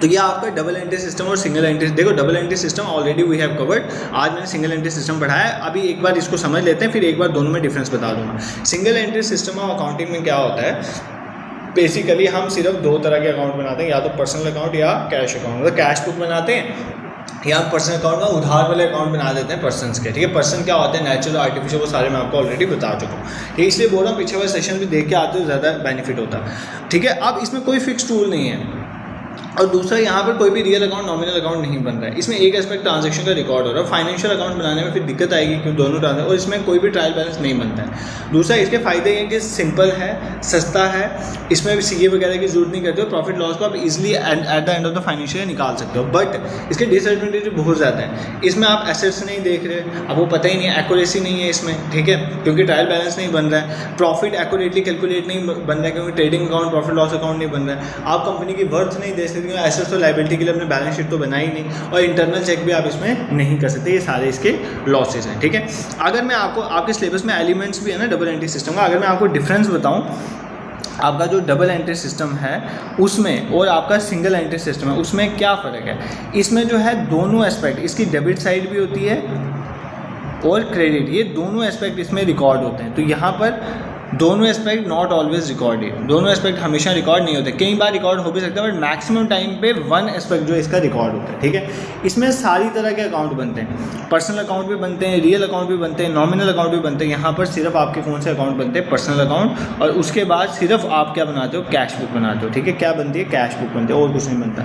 यहाँ पर आपका ट्रायल बैलेंस बनता है, यहाँ पर आपका ट्रायल बैलेंस नहीं बनता है, ठीक है। ये भी आपको याद रखना है। यहाँ पे आपकी बैलेंस शीट बनती है, यहाँ पे आपकी बैलेंस शीट नहीं बनती है।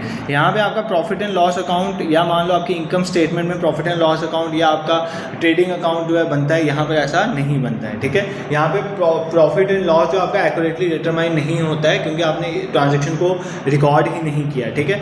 यहाँ पर आप जो डिफरेंट एडजस्टमेंट करते थे ना बाद में, तो यहाँ पर एडजस्टमेंट का प्रोविजन है, तो यहाँ पर आप बाद में कोई एडजस्टमेंट नहीं कर सकते, ठीक है। ये स्मॉल जो आपकी कंपनीज़ हैं उनके लिए बेनिफिशियल है, दुकान वगैरह के लिए, ये लार्ज बिजनेस के लिए ये जो है ये कॉस्टली होता है थोड़ा, ठीक है। डबल एंट्री सिस्टम ये जो है चीप है क्योंकि यहाँ पर जो है ज़्यादा रिकॉर्ड्स की जरूरत नहीं करती। यहाँ पे आपको क्या होता है, एक चार्टर्ड अकाउंटेंट वगैरह की जरूरत पड़ेगी, यहाँ पे उसकी जरूरत नहीं, आप खुद भी अकाउंट्स बना सकते हो, ठीक है। This is all about your single entry cash based single entry system and difference between double entry system and जो है सिंगल एंट्री सिस्टम। तो यहाँ से आपका elements of double entry system भी कवर है, क्यों? क्योंकि डबल एंट्री सिस्टम हम कब से पढ़ रहे हैं। अब हमने दो चीज़ें यहाँ पे पढ़नी है भाई। अब यहाँ पर भी तो कुछ ना कुछ निकालते हो ना प्रॉफिट लास्ट में। मैंने आपको बोला इधर से निकला हुआ प्रॉफिट एक्यूरेट इतना नहीं होता है, बट निकलता तो है ना at the end of the year. तो वो कैसे निकालते हो? उसमें आपको अगर आपने सिंगल एंट्री सिस्टम में आपने प्रॉफिट या लॉस निकालना है, प्रॉफिट और लॉस अंडर एक क्वेश्चन आज मैं इसके करवाऊंगा, बाकी थोड़े क्वेश्चन मैं आपको बाद में भी नेक्स्ट सेशन में प्रैक्टिस कराऊंगा। अंडर सिंगल एंट्री सिस्टम, अगर आपने सिंगल एंट्री सिस्टम में प्रॉफिट और लॉस निकालना है तो आपको दो मेथड याद रखने। एक है स्टेटमेंट ऑफ, अब थोड़ा ध्यान देना यहाँ से क्वेश्चन भी आ सकता है। स्टेटमेंट ऑफ अफेयर्स मेथड, एक ये मेथड आपने याद रखना है, और दूसरा आपका मेथड है statement of profit and loss, ठीक है। मेथड देखो, बेसिकली हमने निकालना है प्रॉफिट एंड लॉस ही है, ध्यान सुनना, हमने निकालना प्रॉफिट एंड लॉस ही है, ठीक है। बट हमें कई बार डायरेक्ट प्रॉफिट एंड लॉस अगर आपको डायरेक्ट निकालना होगा इस मेथड से, तो आपको ओपनिंग कैपिटल और क्लोजिंग कैपिटल चाहिए। समझो ध्यान से, सिंगल एंट्री सिस्टम में अगर आपको प्रॉफिट या लॉस निकालना है ना, आपको ओपनिंग कैपिटल और क्लोजिंग कैपिटल चाहिए। जब तक आपके पास ओपनिंग कैपिटल या क्लोजिंग कैपिटल नहीं है, आप प्रॉफिट और लॉस सिंगल एंट्री सिस्टम में नहीं निकाल सकते। अब कुछ क्वेश्चन में ओपनिंग कैपिटल या क्लोजिंग कैपिटल आपको खुद दी होगी, तो आपने डायरेक्ट ये मेथड लगाना है, तो आपका आंसर आ जाएगा। बट अगर मान लो आपको ओपनिंग कैपिटल या क्लोजिंग कैपिटल नहीं दिया, तो आप पहले स्टेटमेंट ऑफ अफेयर मेथड का यूज़ करके आप ओपनिंग कैपिटल और क्लोजिंग कैपिटल निकालोगे। इसका मतलब जो आपका स्टेटमेंट ऑफ अफेयर मेथड है वो किस में हेल्प करता है? आपको कैपिटल निकालने में हेल्प करता है, ठीक है। इस ओपनिंग कैपिटल क्लोजिंग कैपिटल को फिर आप यूज़ करोगे, आप क्या निकालोगे? प्रॉफिट या लॉस। तो अगर आपको ओपनिंग कैपिटल या क्लोजिंग कैपिटल दी हुई है तो इसको यूज़ ही नहीं करना है, डायरेक्टली आप इसका यूज़ करोगे। अगर ओपनिंग कैपिटल या क्लोजिंग कैपिटल नहीं दी हुई तो आप पहले ओपनिंग और क्लोजिंग कैपिटल निकालोगे, किससे? स्टेटमेंट ऑफ अफेयर्स मेथड से, ठीक है। अब जैसे मैं आपको समझाता हूँ, कुछ नहीं है, कैसे निकालोगे? स्टेटमेंट ऑफ अफेयर्स मेथड की बात है। मान लो आपको कैपिटल नहीं दिया, तो कैपिटल कैसे निकालोगे? कैपिटल क्या होता है? एसेट्स माइनस लायबिलिटी, ठीक है। तो वहाँ पर आपको एसेट्स और लायबिलिटीज़ दी होंगी, तो आप क्या करोगे? एसेट्स में से लायबिलिटीज़ को माइनस करोगे, तो वहाँ से आपका क्या निकल जाएगा? कैपिटल निकल जाएगा, ठीक है। तो बेसिकली जो स्टेटमेंट ऑफ अफेयर मेथड होता है वो स्टेटमेंट होती है एसेट्स और लायबिलिटीज़, ये आपको याद रखना है। स्टेटमेंट ऑफ अफेयर मेथड क्या होती है? इसी को स्टेटमेंट ऑफ अफेयर मेथड को ही हम क्या बोलते हैं? Net worth method. Net worth method क्यों बोलते हैं इसका? क्योंकि यहाँ पर हमारे पास क्या होता है? लेफ्ट साइड में हमारी लायबिलिटी होती है और राइट साइड में हमारे एसेट होते हैं। तो हम क्या करते हैं? एसेट में बस कुछ नहीं करना आपने, एसेट में से लायबिलिटी को माइनस करो, यही तो आपका फॉर्मूला है। तो आपकी क्या निकल जाती है? कैपिटल। आपने क्या करना है? एक ओपनिंग कैपिटल निकालनी होती है। ओपनिंग में जब एक कंपनी एक साल में शुरू हुई, उसकी स्टार्टिंग में कितना एसेट था, कितनी लायबिलिटी थी, उसमें से एसेट में से लायबिलिटी को माइनस, तो ओपनिंग कैपिटल निकल जाएगा। एंड पे कितनी थी उसको माइनस करोगे तो क्लोजिंग कैपिटल, उसको यूज़ करना है फिर आपने प्रॉफिट या लॉस निकालने के लिए। बस this is all about your statement of affair method. Statement of affair method की हेल्प से आप कैपिटल निकाल सकते हो, क्योंकि स्टेटमेंट ऑफ अफेयर मेथड में क्या होता है? एसेट्स और लायबिलिटीज होती है, इसलिए इसको नेट वर्थ मेथड भी कहते हैं। आपने क्या करना है? ओपनिंग साल के शुरू में जो एसेट है उसमें से लायबिलिटी को माइनस करोगे तो ओपनिंग कैपिटल निकल जाएगा, और एंड में जो आपके एसेट्स हैं उसमें लायबिलिटी को माइनस करो तो क्लोजिंग कैपिटल निकल जाएगी, ठीक है। अब जब आपकी क्लोजिंग कैपिटल या ओपनिंग कैपिटल निकल जाएगी, आप प्रॉफिट निकाल सकते हो। फिर आपने कहाँ जाना है? Statement of profit and loss, ठीक है। फिर वहाँ पर जाके आप क्या कर सकते हो? अपना प्रॉफिट और लॉस निकाल सकते हो सिंगल एंट्री सिस्टम में। बट यहाँ पर एक फार्मूला यूज़ होता है, बट मैं आपको फार्मूला बहुत बेसिक से समझा दूंगा ताकि आपको दिक्कत नहीं होगी। देखो, अगर आपको क्लोजिंग कैपिटल निकालनी है, ध्यान से सुनना, फार्मूला ये नहीं है, फार्मूला यहाँ से हम निकालेंगे ताकि तुम्हें भूल लेना। क्लोजिंग कैपिटल, मान लो आपने एक साल के एंड में कितनी कैपिटल है वो निकालनी, तो कैसे निकालोगे? आप देखोगे सबसे पहले साल की स्टार्टिंग में कितनी कैपिटल है, सबसे पहले आप देखोगे ओपनिंग कैपिटल कितनी है। मान लो मैंने स्टार्टिंग में कंपनी में 5 करोड़ रुपया लगाया था, तो वो मेरी ओपनिंग कैपिटल है, ठीक है। मैं क्लोजिंग कैपिटल निकाल देता हूँ, फिर क्या करता हूँ बीच में मैं 2 करोड़ और डाल देता हूँ, तो मतलब एडिशनल कैपिटल जो है मैं वहाँ पे ऐड कर देता हूँ, एडिशनल कैपिटल, ठीक है। एडिशनल कैपिटल जो है ओपनिंग कैपिटल में ऐड करोगे, ठीक है, क्योंकि आपने क्लोजिंग कैपिटल निकालनी है, ठीक है, तो एडिशनल कैपिटल ऐड कर दोगे। फिर मान लो आपको कोई प्रॉफिट होता है, मान लो मेरे को कंपनी में 1 साल में 1 करोड़ का प्रॉफिट हुआ, तो प्रॉफिट हमेशा कैपिटल में ऐड होता है, ये मैंने आपको सिखाया, और लॉस माइनस होता है, तो प्रॉफिट इसमें ऐड कर दोगे। और मान लो अगर मैंने कुछ पैसा निकाला अभी से बाहर निकाला, तो आप जब अपनी पैसा निकालते हो तो कैपिटल में से माइनस हो जाता है, तो उसमें से ड्राइंग को माइनस कर दे, ये मेरी निकल जाए क्लोजिंग कैपिटल, ठीक है। मान लो मैंने क्या किया 0.5 करोड़ रुपया निकाल दिया, ठीक है, तो मेरा क्या निकल जाए क्लोजिंग कैपिटल। तो ये कैसे निकलेगा, मेरी ओपनिंग कैपिटल 5 करोड़ थी, मैंने 2 करोड़ और डाला, 1 करोड़ का मुझे प्रॉफिट हुआ और आधा करोड़ मैंने निकाल दिया, 5 2 7 1 8, 8 में से आधा गया 7.5 करोड़, ठीक है। तो 7.5 करोड़ रुपया मेरी क्लोजिंग कैपिटल है। क्लोजिंग कैपिटल कैसे निकली, आपकी ओपनिंग कैपिटल थी, उसमें आपने एडिशनल कैपिटल जो डाली उसको ऐड किया, उसमें अगर प्रॉफिट हमेशा कैपिटल में ऐड होता है, प्रॉफिट को ऐड किया, और ड्राइंग हमेशा माइनस होता है, मैंने माइनस किया, ठीक है। अब यहाँ से आप प्रॉफिट निकाल सकते हो, ठीक है। आपको बेसिकली प्रॉफिट इसी फॉर्मूला से प्रॉफिट कैसे निकालेंगे, तो प्रॉफिट को इसी तरफ रहने दो, बाकी चीज़ें उठा के दूसरी तरफ ले जाओ, ठीक है। तो प्रॉफिट में यहीं पे रहने दूंगा ताकि आपको समझ आए, ठीक है। प्रॉफिट इज इक्वल्स टू यहाँ पे क्लोजिंग कैपिटल रहेगी, ओपनिंग कैपिटल के साथ यहाँ पे प्लस था, इधर जाके माइनस, तो minus opening capital, additional capital यहाँ पे प्लस थी, यहाँ पे एडिशनल कैपिटल माइनस हो जाएगी, और ड्राइंग यहाँ पे माइनस हो रही थी, ड्राइंग यहाँ पे प्लस हो जाएगी। ये आपका फॉर्मूला बन गया प्रॉफिट निकालने का। तो अगर आपने सिंगल एंट्री सिस्टम में प्रॉफिट निकालना है तो आपको क्या चीज़ें चाहिए, आपको क्लोजिंग कैपिटल चाहिए, ओपनिंग कैपिटल चाहिए, एडिशनल कैपिटल रिक्वायर्ड चाहिए और ड्राइंग चाहिए। अगर ये चारों चीज़ें आपको मिल जाएगी तो क्लोजिंग कैपिटल में से ओपनिंग कैपिटल और एडिशनल कैपिटल को माइनस करोगे और ड्राइंग को ऐड करोगे तो आपका प्रॉफिट निकल जाए। इसलिए मैं आपको बोल रहा था कि आपका जो सिंगल एंट्री सिस्टम है उसमें प्रॉफिट निकालने के लिए या लॉस निकालने के लिए आपको क्या चाहिए होता है, क्लोजिंग कैपिटल या ओपनिंग कैपिटल आपको चाहिए होती है, ठीक है। This is clear. तो अगर मान लो आपको क्लोजिंग कैपिटल या ओपनिंग कैपिटल क्वेश्चन में डायरेक्टली दी हुई है तो डायरेक्ट इस फॉर्मूला का यूज़ करो, और अगर सपोज करो यहाँ पर नहीं दी हुई है तो आप क्या करोगे स्टेटमेंट ऑफ अफेयर मेथड से पहले क्लोजिंग कैपिटल या ओपनिंग है। स्टेटमेंट ऑफ अफेयर मेथड मुश्किल थोड़ी है, साल के स्टार्टिंग में देखना एसेट कितना और लाइबिलिटी कितना, एसेट में से लाइबिलिटी को माइनस करो तो आपका ओपनिंग कैपिटल निकल जाएगा, और एंड में देखोगे उसका आपका कितना बेसिकली एसेट और लाइबिलिटी, एसेट में लाइबिलिटी को माइनस करोगे तो आपका क्लोजिंग कैपिटल निकल जाएगा। बस इतना यूज़ करना है, ठीक है। मानो आपको मैं एक क्वेश्चन देता हूँ सिंपल सा, एक बना के भी बता दे, वैसे बनाना आपके लिए इंपॉर्टेंट नहीं है, आपको सिर्फ सॉल्व करना था इस फॉर्मूला लगा, बट मैं फिर भी बना के बता देता हूँ। मान लो एक राम एक पर्सन है, उसने एक सिंगल एंट्री सिस्टम रखा हुआ है, ठीक है, सिंगल एंट्री सिस्टम पे वो काम कर रहा है, ठीक है, छोटा मोटा उसका बिजनेस है। मान लो उसकी कंपनी की में जो कैपिटल है 1 अप्रैल, ध्यान से इस क्वेश्चन को समझना, सारे डाउट क्लियर हो जाएंगे। 1 अप्रैल 2025 में उसके पास 20,000 जो है कैपिटल है, छोटा सा बिजनेस है उसका, ठीक है, और जो कैपिटल है उसके पास 1 अप्रैल 2026 1 साल के बाद उसकी जो कंपनी में कैपिटल है जो है वो 25,000 है। कितनी है? 25,000, ठीक है, इतना समझ आ गया। अगर वो इस पीरियड में ड्राइंग करता है इस पीरियड में कितने की ड्राइंग करता है? 2,000 की, ठीक है, 2,000 की ड्राइंग करता है, और वो क्या करता है एडिशनल कैपिटल भी एक बार बीच में इंट्रोड्यूस कर देता है। मान लो 6 जून 2025 को वो क्या करता है थोड़ी और पैसे डाल देता है। कितने पैसे डालता है? 5,000। तो मैं आपको बोलूँगा इसमें मुझे प्रॉफिट निकाल के बताओ, ठीक है। ये सिंगल एंट्री सिस्टम का क्वेश्चन है, आप इसमें statement of profit and loss निकाल के बताओ मुझे, ठीक है। अब देखो, आप डायरेक्ट फार्मूला लगा के आंसर निकाल सकते हो, बट मैं आपको बनाना सिखाऊंगा, क्योंकि एक बार कोई भी टॉपिक है उसकी जो है statement of profit and loss, जैसे हमने trading account, profit and loss account बना के देखा है, यहाँ पर भी बनाएंगे। तो मैंने आपको statement of profit and loss किस तरह से बनाते हैं वो बताऊँगा। Statement of profit and loss हमने कैसे बनानी है, ठीक है। सबसे पहले इसमें 2 ही चीज़ें आती है, एक है पर्टिकुलर, ठीक है, एक यहाँ पे आ जाता है पर्टिकुलर, यहाँ पे आ जाता है अमाउंट, ठीक है। अब आपने फॉर्मूला देखो, ध्यान से, जो फॉर्मूले में करना है वो यहीं पर वही करना है। देखो आपने क्या करना है, फॉर्मूले में वी हैव क्लोजिंग कैपिटल में ऐड क्या होती है? ड्राइंग, और बाकी सारी चीज़ें माइनस होती है। ओपनिंग कैपिटल भी माइनस होती है और एडिशनल कैपिटल जो है वो भी माइनस होती है, ठीक है। तो सबसे पहले मैं लिखूँगा क्लोजिंग कैपिटल,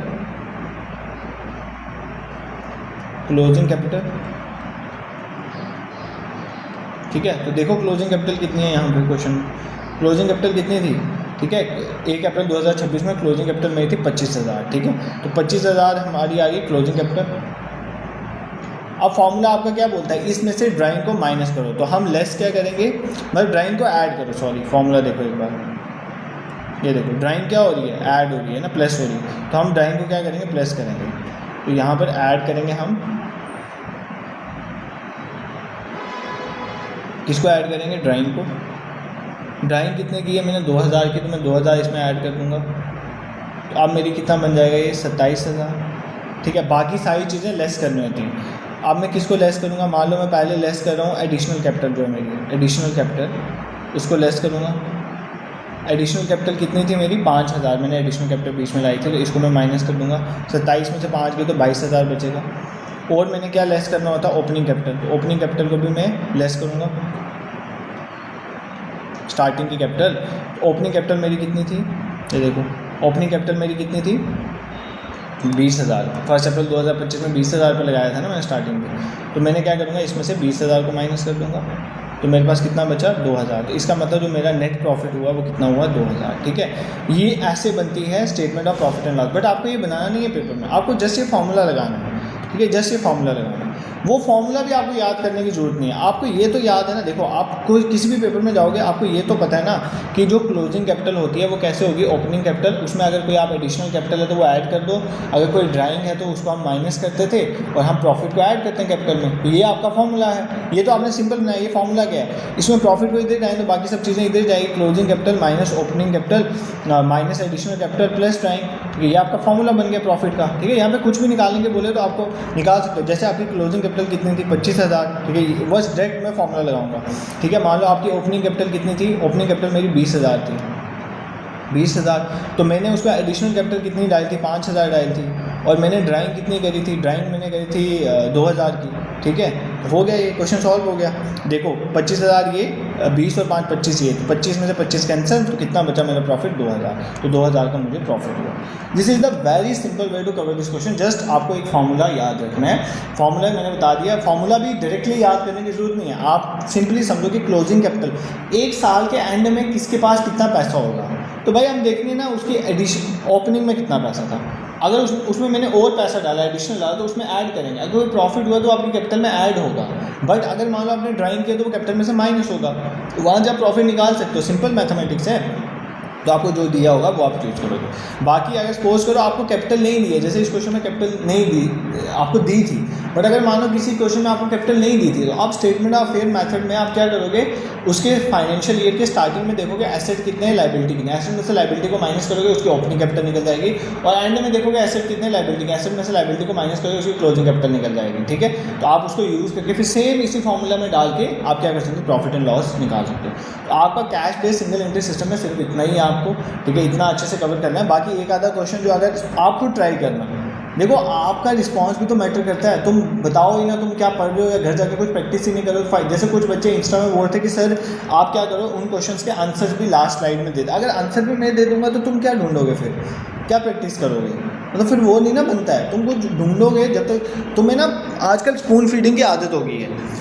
स्पून फीडिंग से काम नहीं चलता भाई, थोड़ी बहुत मेहनत तो सबको करनी पड़ती है। तो अगर आपको क्वेश्चन है, क्वेश्चन प्रैक्टिस करोगे, सर्च करोगे तो कुछ सीखने को मिलेगा। जैसे मान लो मैं आपको बोलता हूँ, मैंने आपको प्रॉफिट एंड लॉस मेथड से डायरेक्टली क्वेश्चन निकाल के बता दिया, क्योंकि मुझे ओपनिंग कैपिटल क्लोजिंग कैपिटल दी थी। अब आप एक आधा क्वेश्चन आज ट्राई करना जहाँ पे आपको ओपनिंग और क्लोजिंग कैपिटल नहीं दिया और सिंगल एंट्री सिस्टम में प्रॉफिट निकाल, तो आप स्टेटमेंट ऑफ फेयर मेथड को वहाँ पे पहले यूज़ करोगे, एसेट माइनस लायबिलिटी। एक क्वेश्चन सॉल्व करना, अगर हो रहा है वेल एंड गुड, नहीं हो रहा है तो मैं नेक्स्ट सेक्शन में करवा दूंगा, मुझे कमेंट सेक्शन में आके लिख देना। बाकी अपने रिस्पॉन्स कमेंट सेक्शन में ज़रूर लिखना, ताकि मुझे पता चलता रहे आपको क्लासेस समझ भी आ रही हैं कि नहीं आ रही हैं। बाकी इस क्लास के साथ अब हमारे 4 सेशन और अकाउंटेंसी के बचे हैं, 4 मतलब हम कवर कर लेंगे, 2 वीक्स में इनको कवर कर लेंगे, इतना मैं ट्राई करूँगा। ठीक है, 2 हफ्ते में इसको कवर कर लेंगे।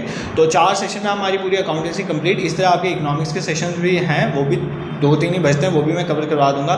स्टैट्स के सेशन, जीके आपकी कंप्लीट मैराथन सेशन वाली प्लेलिस्ट में जाओ, वहाँ पे आपको मिल जाएगी। अच्छे से टॉपिक पढ़ो, सब यूट्यूब में अवेलेबल है। बाकी एग्जाम ओरिएंटेड मॉक टेस्ट के लिए आप जाके awakeningclasses.in में जाके प्रैक्टिस कर सकते हो। इंस्टाग्राम में डेली शाम को टेस्ट। और अगर आपको मेरा पढ़ाना पसंद आया, ये सेशन पसंद आया, you can subscribe this YouTube channel also. This it for today, thank you so much for watching.